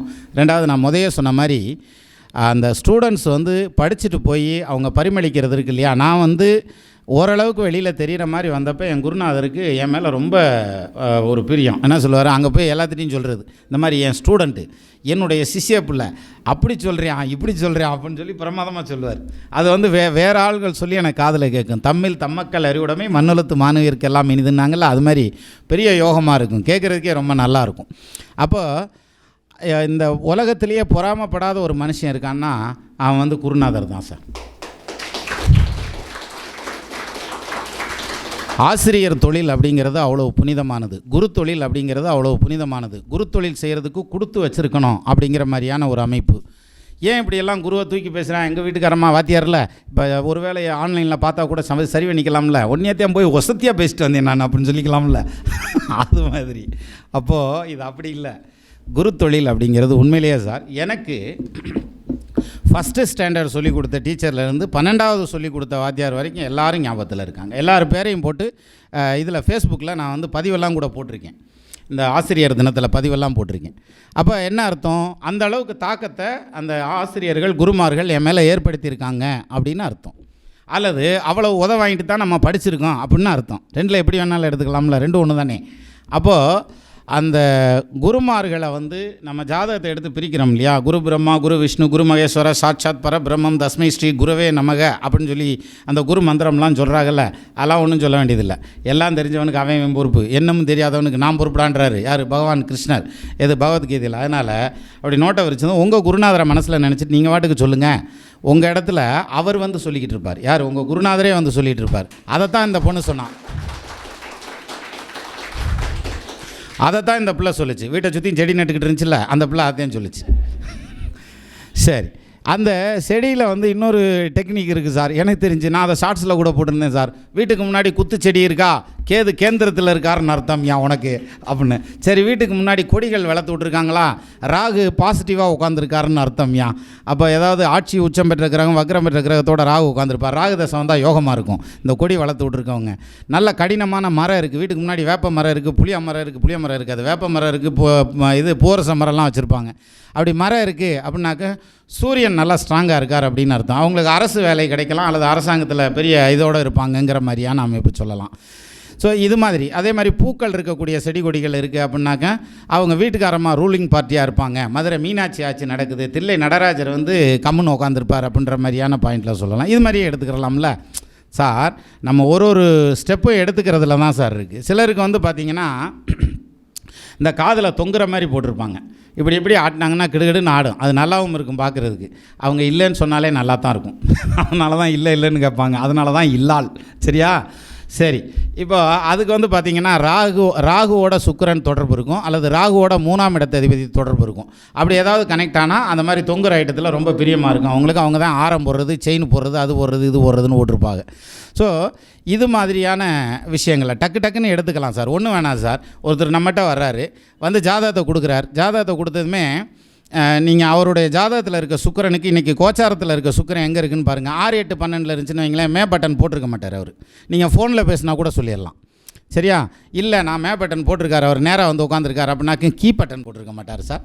அப்போ ஏதோ ஒரு பட்டனை போடாமல் இருப்பார், அல்லது பொத்தையாக பிஞ்சு கிடக்கேன், அதை வந்து கரெக்டாக எடுத்து சொல்லிடலாம். அப்போ அதை சொன்னதுமே அவங்களுக்கு ரொம்ப பிரமிப்பாயிருச்சு. எப்படிப்பா அடுத்த தடவை சொல்கிறதுக்குள்ளே நம்ம இதை மறந்துடுவோம். சரியா? எப்பட்றா சொன்னேன், என்னமோ சொன்னோம். அவர் யார் தெரியுமா, இது வரைக்கும் சொல்லுவார், சட்டை பொத்தையா வரைக்கும் சொல்லுவார் யா அப்படின்னு சொல்லி அப்படி சொல்கிறதுக்கும் ஆள் இருக்குது சார். இப்படித்தான் விளையாட்டு போக்கில் ஜோசியம் படிக்கிற டைமில் பிரசன்னம் போடுறது. இப்போ வந்து ஒரு கட்டத்தை எடுக்கிறது சார். இப்போ உடனே ஒரு கட்டத்தை எடுத்து அந்த கட்டத்துக்கு 8ஆம் இடத்துல ஏதாப்பில் இருப்பான்ல அவனை கட்டத்துக்கு 8ஆம் இடத்துல என்ன கிரகம் இருக்குதுன்னு பார்க்குறது. இப்போ வந்து இப்போ செவ்வாய் உட்காந்துருக்கார், ராகு பார்க்குதுன்னு வச்சுங்களேன், நீ ப்ரௌன் கலர் ஜட்டி ஓட்டுருக்கடாங்கிறது அவன்கிட்ட. டவுசர் ப்ரௌன் கலரில் ஓட்டுருக்கு அப்படின்னம்னாக்கா ஆச்சரியப்படுவாங்க சார். சார் கரெக்டாகவும் வரும், நீங்கள் ட்ரை பண்ணி பாருங்கள். ஜோசியத்தில் ட்ரை பண்ணி பாருங்கள், கட்டம் போட்டு. சரியா? அப்போது அந்த இதில் சொன்னதும் சரியாக வரும். அப்போது நம்ம இதை பற்றி பேசலை என்னன்றது, அவரா யார் ஜட்டி சோசியரா இல்லை இதை விட்டுருங்கடா, ரொம்ப மோசமான அடைமொழி வருது அப்படின்னு சொல்லிட்டு அப்புறம் விட்டுறது. அப்போ இப்படிலாம் நடந்துச்சு சார். அதே மாதிரி பிரசன்னம் போடுறதில் ரொம்ப அடிக்கடி போட்டுகிட்டே இருப்போம், டக்குன்னு கட்டத்தை போட்டு. அப்போ பாக்கெட் பஞ்சாங்கம்னு ஒன்று இருக்கும், இந்த அவ்வளோ தான் இருக்கும் பாக்கெட் பஞ்சாங்கம்னு.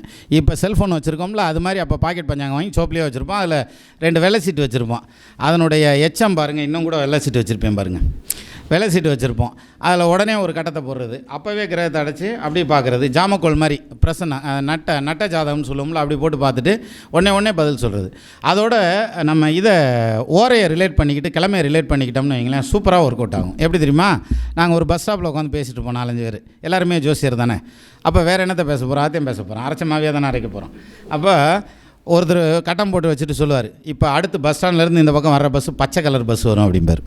இன்னொருத்தர் சொல்லுவார், அது கவர்மெண்ட் பஸ்ஸாக இருக்கும் அப்படிம்பார். இன்னொருத்தர் சொல்லுவார், அதில் சீட் இருக்கும், இல்லாட்டி ஸ்டாண்டிங்கில் வருவாங்க அவன். இன்னொருத்தர் சொல்லுவார், இந்த இடத்துல வந்து நின்றுட்டு தான் போவேன் அவன், இல்லை இவன் நிற்காமல் போவேன். இதில் வந்து ஒரு காம்படிஷன் வரும், உடனே டீ பந்தயம் புரோட்டா பந்தயம்லாம் வச்சுக்கிறது. இப்படிலாம் ஜோசியம் படித்தோம் சார். அதனுடைய வெளிப்பாடு தான் இப்போ நான் பேசுகிறதும் அதை நம்ம சொல்கிறதுங்கிறதும். ஏன்னா நீங்கள் ஜோசியம் படிக்கிறதுனால யோசிச்சு பாருங்கள், பயங்கர சீரியஸாக இடத்துல படிப்பீங்க, நமக்கு அம்பிட்டு சீரியஸாலாம் படிக்க தெரியாது. ஸோ ரிலாக்ஸாக படித்தாலே கடன்னு ஓடியாந்துடும் சார். ரொம்ப அதென்ன தெய்வீக கலை, அதில் எந்த மாற்று கருத்தும் இல்லை. சரியா? தெய்வீக கலை தான்ப்பா. ஆனாலும் வந்து நம்ம கற்றுக்கிறதுக்கு அவ்வளோ சீரியஸ்னஸ் தேவையில்லை அப்படின்ற மாதிரி. என்னென்னா நமக்கு கற்றுக்கணுங்கிற அந்த கர்மா இருந்துச்சுன்னு வச்சுங்களேன், நீங்கள் எங்கே போய் ஓடி ஒளிஞ்சாலும் அது வந்து உங்களை பிடிச்சி இழுத்துட்டு வந்து கற்றுக் கொடுத்துரும். சரியா? கருமாங்கிற அந்த குருமா நம்மள்கிட்ட இல்லைன்னா நம்ம என்ன பண்ணுனாலும் வராது. சரியா? அதோட சரி, அவ்வளோதான். அப்போது இது மாதிரியான இந்த ஜோதிட வகுப்புகள்லாம் எடுக்கிறாங்க இல்லையா, இந்த எடுக்கிறவங்கள நிறைய சப்போர்ட் பண்ணணும் சார் நம்மளுமே. அதாவது என்னென்னா, இப்போ இதில் வந்து பரணி பாரதி எடுக்கிறாருன்னா, இந்த கிளாஸ் எடுத்து அவர் கோடீஸ்வரன் ஆகி விடுவோம், அம்பானி ஆகி விடுவோம், ஜோதிடம் கிளாஸ் எடுத்து நான் எடுக்கிறாரு. இல்லை அவர் வந்து நம்ம கொடுக்குற காசில் எங்கிட்ட அம்பானி ஆகிறது. சரியா? அப்படிங்கல நம்ம வந்து அவங்களுக்கு மற்ற ஏதாவது ஒரு வகையில் எய்தர் ஃபைனான்சியல், நிதி மிகுந்தவர் காசுகள் தாரீர், நிதி குறைந்தவர் நிதி மிகுந்தவர் காசுகள் தாரீர், நிதி குறைந்தவர் காசுகள் தாரீர்னு என்னமோ வரும். பொற்குவை தாரீர், நிதி குறைந்தவர் காசுகள் தாரீர், எதுவும் மற்றவர் வாய்ச்சொல் அருளீர் அப்படின்னு சொல்லுவாங்கள்ல. அது மாதிரி நம்ம அவங்களுக்கு சப்போர்ட் பண்ணாலே போதுமானது. இந்த நேற்று இப்போ ரீசெண்டாக அதை மோகனூர் போயிருந்தேன், ஆசிரியர் ஜோதிடர் அப்படிம்பார் ஐயா, அவர் மீட்டிங்க்கு போயிருந்தேன். அங்கே பார்த்தீங்கன்னா அடேங்கப்பா ஒரு 4-5 பேர்த்துக்கு பச்சை கலர் சட்டையை போட்டு விட்டார், பம்பரமாக சுற்றிக்கிருக்காகப்பா மொத்தமாக. அதுக்கு தான் யூனிஃபார்ம் போடுறது இல்லையா? யூனிஃபார்ம்னு போட்டதுமே அப்படி சும்மா அது என்ன அவங்களுக்கு ரொம்ப சுல்லான்னு நினப்பு. இன்னும் சொல்லணும்னா வயசாகிடுச்சு இருந்தாலும் சில்லான்னு நினப்பு பயங்கரமாக ஓடிக்கிட்டு இருந்தாங்க. உண்மையிலேயே முதல் மீட்டிங் நாங்கள், எனக்கு ரொம்ப ஆச்சரியமாக இருந்தது. முதல் மீட்டிங்கே இவ்வளோ கிராண்டாக பண்ணுறாங்க. ஏன்னா வர்றவங்களை எல்லாத்தையுமே மேடை ஏற்றிட்டாங்க, மொத்தமாகவே மேடை ஏற்றிட்டாங்க. அதாவது ஹாலில் மேடை இருக்கும் பார்த்துருக்கோம். அது நான் ஆமாம் ஹாலில் மேடை இருக்கும் பார்த்துருக்கோம். மேடையிலேயே ஹால், அதில் பூரா பேரும் மேடைக்கு வந்துட்டாங்க, அதுக்கப்புறம் கீழே இறங்குனாங்க அந்த மாதிரி. ஸோ இது மாதிரியான கடின ஸ்டெப் எடுத்து தான் வந்து இந்த ஜோதிடத்தை வந்து இது கொண்டு வர்றாங்க. ஆனால் இருந்த சிரமம் இல்லை. இப்போ அந்த முந்தியெல்லாம் வந்து பார்த்திங்கன்னா நல்லா வெயில் அடிக்கும், சுல்லுன்னு வெயில் அடிக்கும். ராமலிங்க சாமி கோயில் மலையடி வாரத்தில் இருக்குது, திண்டுக்கல் மலையடி வாரத்தில். அங்கே போய் உட்காந்துக்கிறது, உட்காந்துட்டு அந்த ஏத்தாப்பில் கூலிங் சீட்டு போட்டிருக்காங்க பாருங்க, இப்போத்தே அந்த கூலிங் சீட்டு, அப்போ ஹாஸ்பிட்டா சீட்டு, அதில் செட்டு போட்டிருப்பாங்க. அதுதான் ஓசியில் தருவாங்க, தின்ன மாதிரி இருக்கும். அதில் போய் உட்காந்துக்கிட்டு பேசுகிறது. அப்போது அந்த அடிக்கிற வெயிலுக்கு இந்த பக்கம் நல்லா கருகருன்னு மலைனாக்க நான் பாறையாக தான் இருக்கும். அந்த பாறையில் ரிஃப்ளெக்ட் ஆகி இங்கே வரும்ல, பயங்கரமான வெக்கையாக இருக்கும் சார், வேர்த்து வடியும். ஆனாலும் துண்டில் தொடச்சிக்கிட்டு உட்காந்து ஜோசியம் படிச்சுக்கிட்டு இருப்பாங்க. இன்றைக்கி பாருங்கள், உட்கார வச்சு ஏசியை போட்டு விட்டு சாப்பாடு போட்டு அத்தனையும் பண்ணி சகல சவரட்டனும் பண்ணால் எப்படி இருக்கேன். ஆக நாங்கள்லாம் கவர்மெண்ட் ஸ்கூலில் படித்தோம், நீங்கள்லாம் ப்ரைவேட் ஸ்கூலில் படிச்சுக்கிட்டு இருக்கீங்க, அதுதான் வித்தியாசம். சரியா? கிளாஸ் ரூம்லாம் ஏசி பண்ணியிருக்காங்கப்பா அந்த ஸ்கூலில் அப்படின்றாங்கல்ல, அப்படி இருக்குதுங்க. இன்ஜினியரிங் காலேஜ் மாதிரி இருக்குது. ஸோ இது ரெண்டாவது இன்னும் வந்து பார்த்திங்கன்னா இப்போ ரொம்ப பரவலாகி குளோபல் வில்லேஜ் அப்படிங்கிறோம்ல, எல்லா லாங்குவேஜில் இருக்கவங்களும் ஒன்றா சேர்றாங்க சார். நான் இப்போ ரீசெண்டாக ஒரு மீட்டிங்க்கு வந்து என்னை சென்னையில் கூப்பிட்டுருந்தாங்க, போயிருந்தேன். நம்மளும் 4 பக்கம் போனோம்னு பெருமையாக எங்கே சொல்கிறது, இப்படி தானே சொல்லணும். அப்போ போயிருந்தேன். அப்போ அங்கே வந்து பார்த்திங்கன்னா ராஜஸ்தான்லேருந்து, பாம்பேலேருந்து, டெல்லியிலேருந்து, கேரளாவிலேருந்து, ஆந்திராவிலேருந்து நிறைய ஜோசியர்கள் வந்திருந்தாங்க. அவங்க எல்லாருமே அவங்க பேசுகிறத பார்த்தோம்னா அவங்களுடைய ட்ரெஸ் கோடே வித்தியாசமாக இருந்துச்சு சார். சிலரெல்லாம் பார்த்தோம்னா அவரை பார்த்தாலே தெரிஞ்சுக்கலாம், பார்த்தாலுமே எழுத்து யாரும் கேள்வி கேட்க மாட்டேன், ஜாதகத்தை கொடுத்துட்டு அவன் பாட்டு கம்முன்னு போயிடுவேன். ராஜஸ்தான்லேருந்து வந்திருந்தார். இந்த அவனுங்க லாரி வரும் பாருங்க, பயங்கரமாக பழைய துணியை தொங்க விட்டுக்கிட்டே வரும்ல லாரி, அதே மாதிரி வந்திருந்தான் அவன். அவன்கிட்ட என்ன துணி தான் தொங்கலை, அப்படி வந்திருந்தான். என்னடா வரும் அப்படின்னா அப்படி அந்த இப்போ நம்ம இதுலேயுமே பாருங்களேன், நிறைய பேர் வந்து ஓபிஎஸ் மாதிரி கையில் கயிறு கட்டிக்கிட்டு தான் வெளில வருவோம். ஓ பன்னீர்செல்வம் இருந்தார்ல நம்ம முன்னாள் முதல்வர், இப்போ யூபிஎஸ் மாதிரி இருக்கார் அவர். ஓபிஎஸ் இருந்தார்ல அவர் வந்து இந்த கயிறு கட்டாமல் வெளில வர மாட்டார். அது மாதிரி நம்ம அந்த இப்போ புற அடையாளங்களோடு தான் இருப்போம் இல்லையா? வேண்டியதே இல்லை. மழித்தலும் நீட்டலும் வேண்டாம், உலகம் பழித்தது ஒழித்து விடின். இந்த குரலை மனப்படமாக வச்சுக்கோங்க சார். நீங்கள் பேண்ட் ஷர்ட்டை போட்டுக்கிட்டு ஜோசியம் பாருங்கள், கோமனம் கட்டிட்டு ஜோசியம் பாருங்கள். ஏன்னா என் நண்பர், என் கிளாஸ்மேட்டோட மாமனார் நல்ல ஜோசியராங்க, திண்டுக்கல்ல தொல்காப்பியர்னு பேர் அவர். ஆமாம், விராலிப்பட்டியில். அவர் அப்படி தான். நாங்கள் +2 முடிச்சுட்டு அடுத்து என்ன படிக்கிறது அப்படின்னு சொல்லி நான் பார்க்க போகல, எனக்கு ஜோசியத்தில் பெருசாக நம்பிக்கைலாம் கிடையாது. அப்போது என் ஃப்ரெண்டு கூட்டிகிட்டு போகிறான், ஆனந்துன்னு ஒரு ஃப்ரெண்டு கூட்டிட்டு போகிறான், வாடா போய் ஜோசியம் பார்ப்போம்டா, என்ன சொல்கிறாங்கன்னு பார்ப்போன்னு. அவர் வீட்டுக்கு போனால் அவர் ஏர் ஓட்டிகிட்டு இருக்காருப்பா, காட்டுக்கு போங்கப்பான்ட்டாங்க. காட்டுக்கு போயிட்டேன். அங்கே போனோம்னா அவர் ஏர் சுற்றிட்டு வருவோம்ல, வந்தது அந்த வரப்புக்கிட்ட வரையில் அப்படியே நிப்பாட்டிட்டு அங்கே வரப்புலேயே உட்காந்து ஜோசியம் சொன்னார். நீ படிக்க மாட்டடா, நீ கல்யாணம் பண்ண போகிற அப்படின்னாரு. எனக்கு பயங்கர ஆச்சரியமாக இருந்துச்சு. +2 முடிச்சதுமே கல்யாணம் பண்ண போகிறேன்னு சொன்னால், அது கடைசியில் அதே மாதிரி கல்யாணமே ஆயிடுச்சு அவனுக்கு. கல்யாணம் ஆகி பேரம்பேத்திலாம் எடுத்துட்டேன் ரொம்ப சீக்கிரமே, அப்படியாச்சு. அவர் வந்து கோவணத்தோடு தான் ஜோசியம் சொன்னார். இப்போ வந்து நீட்டாக ட்ரெஸ் பண்ணி உட்காந்து சொல்கிறாருன்னு வைங்க, அதை விடுங்க, அப்படி சொல்லிட்டு இருந்தார். அது மாதிரி நமக்கு வந்து மழித்தலும் நீட்டலும் வேண்டாம், உலகம் பழித்தது ஒழித்து விடின். நம்ம வந்து நேர்மையாக நம்மளுடைய தொழிலில் நேர்மையாக சொன்னாலே போதும். நம்ம பக்திமான் மாதிரி வெளியில் காமிக்கணுங்கிறது ஒரு நெசசிட்டியும் கிடையாது. நம்ம வாட்டுக்கு நிம்மதியாக வந்து தொழில் மட்டும் பண்ணாலே போதும். அந்த வகையில் ஜோதிடத்தை பொறுத்த வரைக்கும் சார், நம்ம இதில் எவ்வளோ ஈடுபாடு காமிக்கிறோம், எவ்வளோ நேரம் இதில் ஊறுறோம் அப்படிங்கிறத வச்சு தான் இதில் மேலே வர்றதுங்கிறதே. அப்போ நிறைய டைம் இதுக்காக ஒதுக்கணும். நமக்கு வந்து வீட்டுக்காரம்மாட்ட பேசுகிறதுக்கே டைம் ஒதுக்கிறது இல்லை. அப்புறம் நம்ம போய் எங்கிட்டு போய் ஜோசியத்துக்கு டைம் ஒதுக்கிறது, என்னமோ டைம் கிடைக்கல. அந்த வீடியோவை பார்த்ததுக்கு தான் இந்த மீட்டிங்கில் கொண்டு வந்து உட்கார வச்சுருக்குது, இன்னும் எங்கே கொண்டு போய் உட்கார வைக்கிதுன்னு தெரில அப்படின்ற மாதிரியான ஸ்டைலில் நம்ம இருப்போம். சரியா? இப்படி தான். எத்தனை மணிக்கு சார் நான் நிறுத்தனா? நீங்கள் ஓ அப்படியா, மணி 3 ஆச்சு. இல்லை அப்படில ஒரு பிஎஸ் ஐயர் ஜோசிய அசோசியேஷன் வந்து மதுரையில் இருக்குது, சிம்மக்கல்ல. அங்கே கூப்பிட்ருந்தாங்க, நான் போயிருந்தேன். மைக்கை கையில் கொடுத்துட்டாங்க. ஏத்தாப்பில் ஒரு வாட்ச் இருந்துச்சு. நானும் பேசுன்னு பேசிக்கிட்டே இருக்கேன், டைமே ஆகலை. டைமே ஆகலை சார். சே என்னடா எம்புட்டு வந்து நம்ம அப்போல்லாம் ப்ரிப்பேர் பண்ணிவிட்டு வேறு போய் பேசுவேன். ப்ரிப்பேர் பண்ணிட்டு இப்போ பூராமே தீர்ந்து வச்சு, அப்பையும் வந்து டைம் ஆக மாட்டேங்குது. அப்புறமே இழுத்து பேசி பார்த்து ஒன்றும் ஆகலை. பசி வேறு ஆகுது. அப்புறம் கடைசியில் வந்து இந்த இதில் என்னென்னா, யாரும் என்னையை நிறுத்துன்னு சொல்லலை.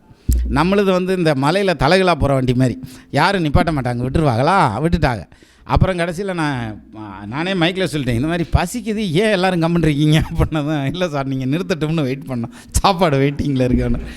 இல்லையா, நான் வந்து 1 மணி நேரம் பேசலான்னு நினச்சேன், 3/4 மணி நேரத்துலேயே நிற்கிது. அது 3 நாளாக நிற்கிதுங்க 3/4 மணி நேரத்தில்.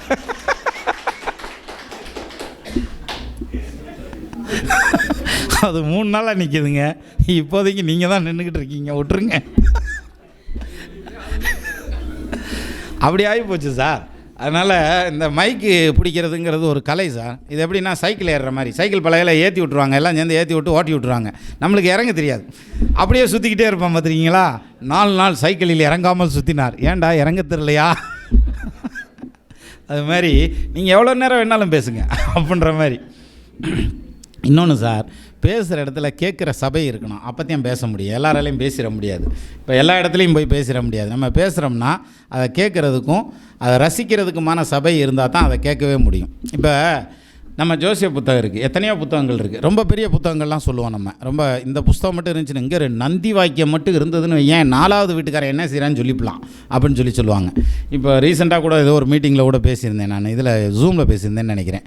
அதாவது 9ஆம் இடத்த அதிபதி தசை நடந்ததுன்னா, அது வக்ரமாக இருந்தால் அல்லது பாதிக்கப்பட்டிருந்தால், உங்கள் வீட்டுக்கு ஏற்ற வீட்டுக்காரன் ஒன்று வீட்டை காலி வந்துட்டு போயிடுவேன், அல்லது தொழிலில் சிரமப்படுவான், அல்லது குடும்பத்தில் அமைதி இல்லாமல் இருப்பான்.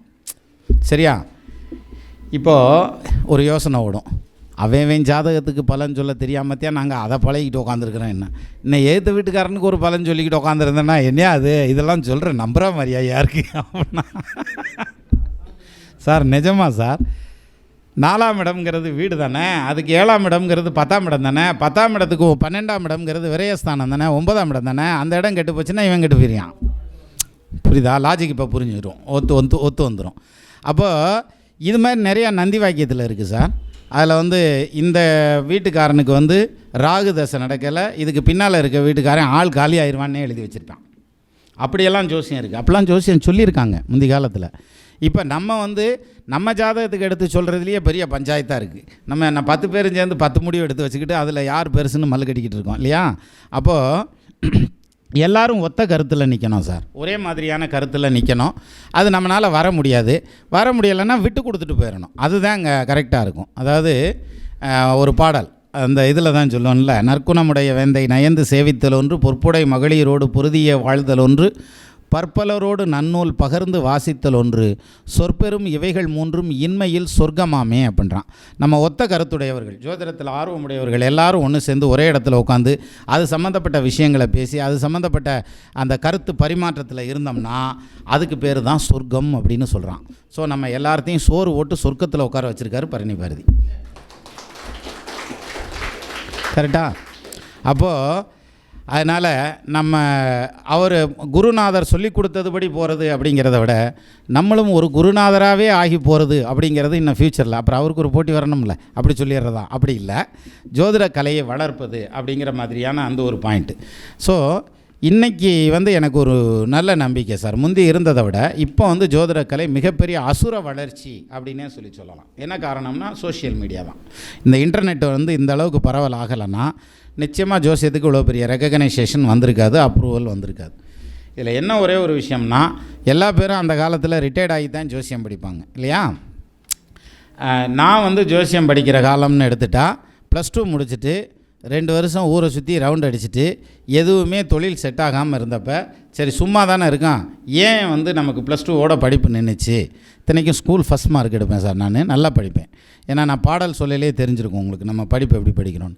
அப்போது இவ்வளோ நல்லா படிச்சுமே நமக்கு ஏன் படிப்பு கட்டாச்சு அப்படின்னு ஜாதகத்தை கையில் எடுத்தது தான் சார். ராகு திசை ராகு புத்தி அப்படின்னு வந்தது. அப்போ பண்ணுறா ராகுல ஸ்பெஷலைசேஷன் அப்படின்ட்டு தான் ராகு பிரிவிரின்னு பிரித்தது. ஸோ அந்த வகையில் பிரிக்கல தான் ராகுவால் மேலே வர்றது அப்படின்னு எடுத்துகிட்டா, இப்போ ஒரு தசை நடத்தக்கூடிய கிரகத்தோட கேது சம்மந்தப்பட்டால் தான் அவங்க பிஹெச்டி படிக்க முடியும். அது கேது சம்மந்தப்படாமல் பிஹெச்டி பண்ணியிருக்காங்க அப்படின்னா மேபி அவங்க ஒரு காப்பி அடித்து கூட பிஹெச்டி பண்ணியிருக்கலாம், இல்லைன்னு சொல்ல முடியாது. ஆனால் ஒரு டாக்டரேட்னு வரணும்னா கேது இருக்கணும். அதே மாதிரி ராகு இருந்ததுன்னா மிக உயர்வான ஒரு வேலையில் உட்கார்றது அல்லது படிப்பில் உயர்வான காலேஜில் போய் சேர்றது, அந்த மாதிரியான விஷயங்கள்லாம் நடக்கும். இது பாசிட்டிவ் சைடு. நெகட்டிவ் சைடு அப்படின்னு எடுத்துக்கிட்டால், நீ என்னதையாம் பிரமாதமாக படித்தனாலும் நீ உடுக்கை அடிச்சுக்கிட்டு தாண்டா சுற்றணும், இல்லைன்னா கைரேகை தாண்டா வாக்கணும், இல்லாட்டி சாதகம் தாண்டா வாக்கணும்னு கூட திருப்பி விட்டுறலாம், சொல்ல முடியாது இல்லையா?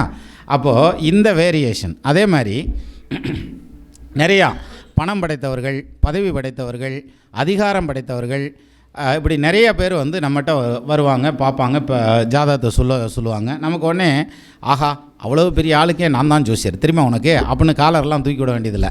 நம்மளை மாதிரி 10 பேர் ஜோசியர் வச்சுருப்பாங்க அவங்க, சரியா? அப்போ எல்லாத்துட்டையும் ஒப்பீனியன் கேட்டுத்தான் செய்வாங்க. அப்போ நம்ம வந்து உடனே கிருன்னு அதைத்தான் சார் சொன்னேன். அதாவது அது என்ன சொல்லுவாங்க, கர்வம் அப்படின்னு சொல்கிறோம் இல்லையா? புகழ் போதையில் வந்து மாட்டிடக்கூடாது அப்படிங்கிறதுல எல்லோரும் கன்சர்னாக இருங்க. அது மட்டுமே போதுமானது ஒன்று. இன்னொன்று வந்து ஜோதிடத்தை பொறுத்த வரைக்கும் இது வந்து ஒரு வழிப்பாதை.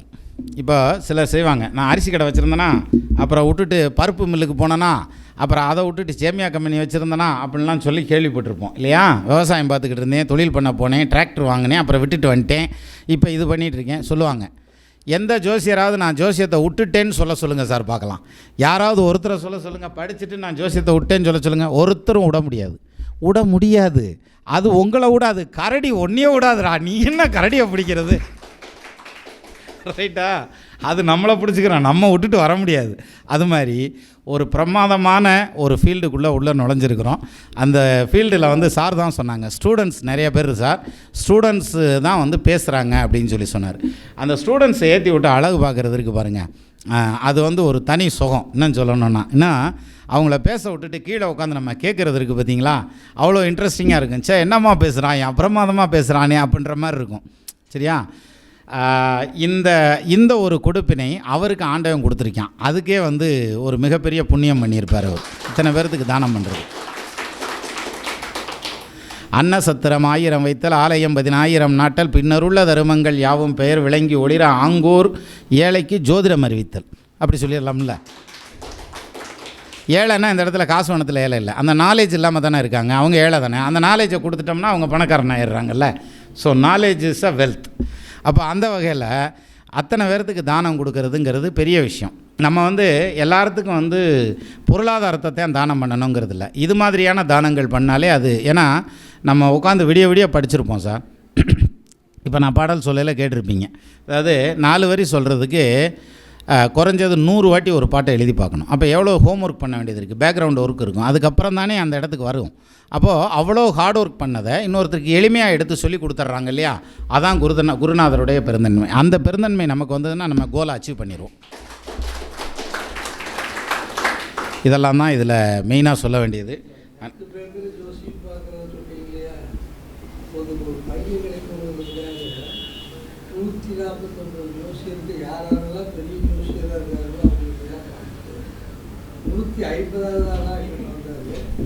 என்னையோட விடாத மறுபடி ஒருத்தர் சொப்பனை சொல்கிறான்னு சொல்லி 151வது ஒரு ஆள் போனாங்க. இதில் 149 பேர் தோற்று ஆகிட்டாங்க. 2 பேர் பண்ணி ஜெயிச்சு. ரொம்ப நல்லது. இது மாதிரியான விஷயங்கள் நிறையா நடக்கும் உங்கள் லைஃப்பில். பையனுக்கு 3 வருஷம் ஆனதுக்கப்புறம் எனக்கு ஒரு 9,000 போட்டாலும் சொப்பனை இதே மாதிரி ஒரு நிகழ்வு எனக்கும் நடந்தது. அதாவது அடுத்து ஆண் வாரிசு கிடைக்கும்னா நான் பெற்றுக்கிறேன், கிடைக்கலன்னா நான் பெற்றுக்கல, இதோட பீஸை பிடிங்கிருவேன் அப்படின்ற மாதிரி ஒரு பாயிண்ட்டோடு ஒருத்தர் வந்தார். அப்போ அவர் ஜாதகத்தை பார்த்ததுமே அடுத்த ஆண் வாரிசு இருக்கும் உங்களுக்கு, நீங்கள் பெற்றுக்கங்க அப்படின்னு சொல்லிட்டேன். என்ன காரணம்? நான் தைரியமாக சொல்லிட்டேன். என்ன காரணம்? அது வந்து இப்போ ஜோசியத்தில் ஆரம்ப ஸ்டேஜ் வேறு எனக்கு. காரணம் என்னென்னா, நம்ம ஸ்ட்ராங்காக சொல்லிடலாம், ஆம்பளை பிள்ளை தான் கிடைக்கும் உனக்கு அப்படின்னு சொல்லிடலாம். எப்படி சொல்லலாம்? கண்டிப்பாக பொம்பளை பிள்ளை வைத்தா கொண்டு வந்து நம்ம வீட்டில் விட மாட்டான், ரைட்டா? அதனால் ஆம்பளை பிள்ளை தான் கிடைக்கும்னு சொல்லலாம். அப்படி இல்லை சார், லக்னத்துக்கு 3ஆம் இடத்துல செவ்வாய் இருந்தால் நிச்சயமாக அடுத்து பொம்பளை பிள்ளை தான் வரும். செவ்வாய் வக்கரமாக இருந்தால் ஆம்பளை பிள்ளை தான் வரும். அந்த செவ்வாய் வந்து வக்கரமாகி ராகுவோட சேர்ந்துருந்தாலும் கேதுவோட சேர்ந்துருந்தாலும் ஆம்பளை பிள்ளை தான் வரும். சரி, செவ்வாய் வக்கரமாகாமல் ராகுவோட சேர்ந்துருந்தால் கர்ப்பசேதமாகும். சரியா? அப்போ பாருங்கள், ஒரு பலனுக்கு எத்தனை தடவை திருவுன்னு திருவுது இல்லையா? அது மாதிரி. சரி, அவருக்கு வந்து ஆம்பளை பிள்ளை கிடைக்கும்னு சொன்னதுமே அதே மாதிரி ஆம்பளை பிள்ளை கிடச்சிச்சு சார். உடனே வந்து 2 பேக்கு கொண்டு வந்தார். இங்கே கரூரில் தான் 2 பேக் நிறையா கூட்டிகிட்டு வந்து தூக்கிட்டு வந்து ஸ்வீட்டு காரம் அது இதுன்னு நிறையா கொண்டு வந்தார். ஒரு பொன்னாடை போத்துனார் ஆஃபீஸில். கரூரில் அப்போ ஆஃபீஸ் இருக்குது எனக்கு. ஒரு பொன்னாடை ஓத்துனார், இதெல்லாம் தூக்கி கையில் கொடுத்தாரு. அவர் அப்போ சொல்லிட்டும் போனார். எப்போ இதை கேட்டு போகிறப்ப சொல்லிட்டு போகிறாரு, நான் வந்து பையன் பிறந்துட்டா 1 பவுனில் உங்களுக்கு மோதிரமுங்க அப்படின்னு போனார். அதோட சரி, இன்றைக்கி வரையும் அவர் எங்கே மோதினார் எதில் மோதினாருன்னு தெரியல. அந்த பை தான் வந்தது, மிச்சத்துக்கு ஒரு துண்டு கிடச்சிச்சு, அவ்வளோதான். இப்படியும் கிளைண்ட் இருப்பாங்க சார். இல்லை உங்களுக்கு போட்டுட்ருக்காரு. எனக்கு இப்போ சொன்னவர் எப்படியும் வந்து சொன்னார். அதே சமயத்தில் எனக்கு இன்னும் வேறு மாதிரி நிறையா பண்ணியிருக்காங்க சார். அது அப்படி சொன்னோம்னா நம்ம பெருமையாக சொல்கிற மாதிரி ஆயிரும். அது மாதிரி பண்ணியிருக்காங்க. இப்படியும் கிளைண்ட் இருக்காங்கன்னு சொல்கிறதுக்காக சொல்கிறேன். 151வது பார்த்தீங்களா? அதனால தான் நம்ம வந்து அந்த சுயபெருமை அப்படிங்கிற அந்த ஒரு பாயிண்ட்டை விட்டுட்டோம்னா போதும். சிலர் வந்து பேச ஆரம்பித்தாங்கன்னு வச்சுங்களேன், உலகத்தில் இருக்க அத்தனை விஷயத்தையும் பேசுவாங்க, தன்னை பற்றி பேச மாட்டாங்க. சிலர் பேச ஆரம்பித்தா தன்னை பற்றி மட்டும்தான் பேசுவாங்க, உலகத்தில் வேறு எந்த விஷயத்தையும் பேச மாட்டான். சரியா? இப்படியும் உண்டு, அப்படியும் உண்டு. அதனால் லோகம் வந்து நமக்காக மட்டும் சுற்றலை, எல்லாத்துக்காகவும் சேர்ந்து சுற்றுது. அதில் நமக்காகவும் சேர்ந்து சுற்றுது இல்லையா? அப்போ நம்மளும் சேர்ந்து சுற்றிட்டு போயிடணுமே தவிர யாரையும் குறையே சொல்ல வேண்டாம். எல்லோரும் நிறைய சொல்லுங்கள். என்ன காரணம்? எத்தனையோ கல்யாணத்துக்கு போயிருப்போம், ஐயர் மந்திரம் சொல்லியிருப்பார். எத்தனையோ கும்பாபிஷேகத்துக்கு போயிருப்போம், ஐயர் மந்திரம் சொல்லியிருப்பார். எத்தனையோ கோயிலுக்கு போயிருப்போம், ஐயர் மந்திரம் சொல்லியிருப்பார். எல்லோரும் கரெக்டாக சொல்லிட முடியுமா சார்?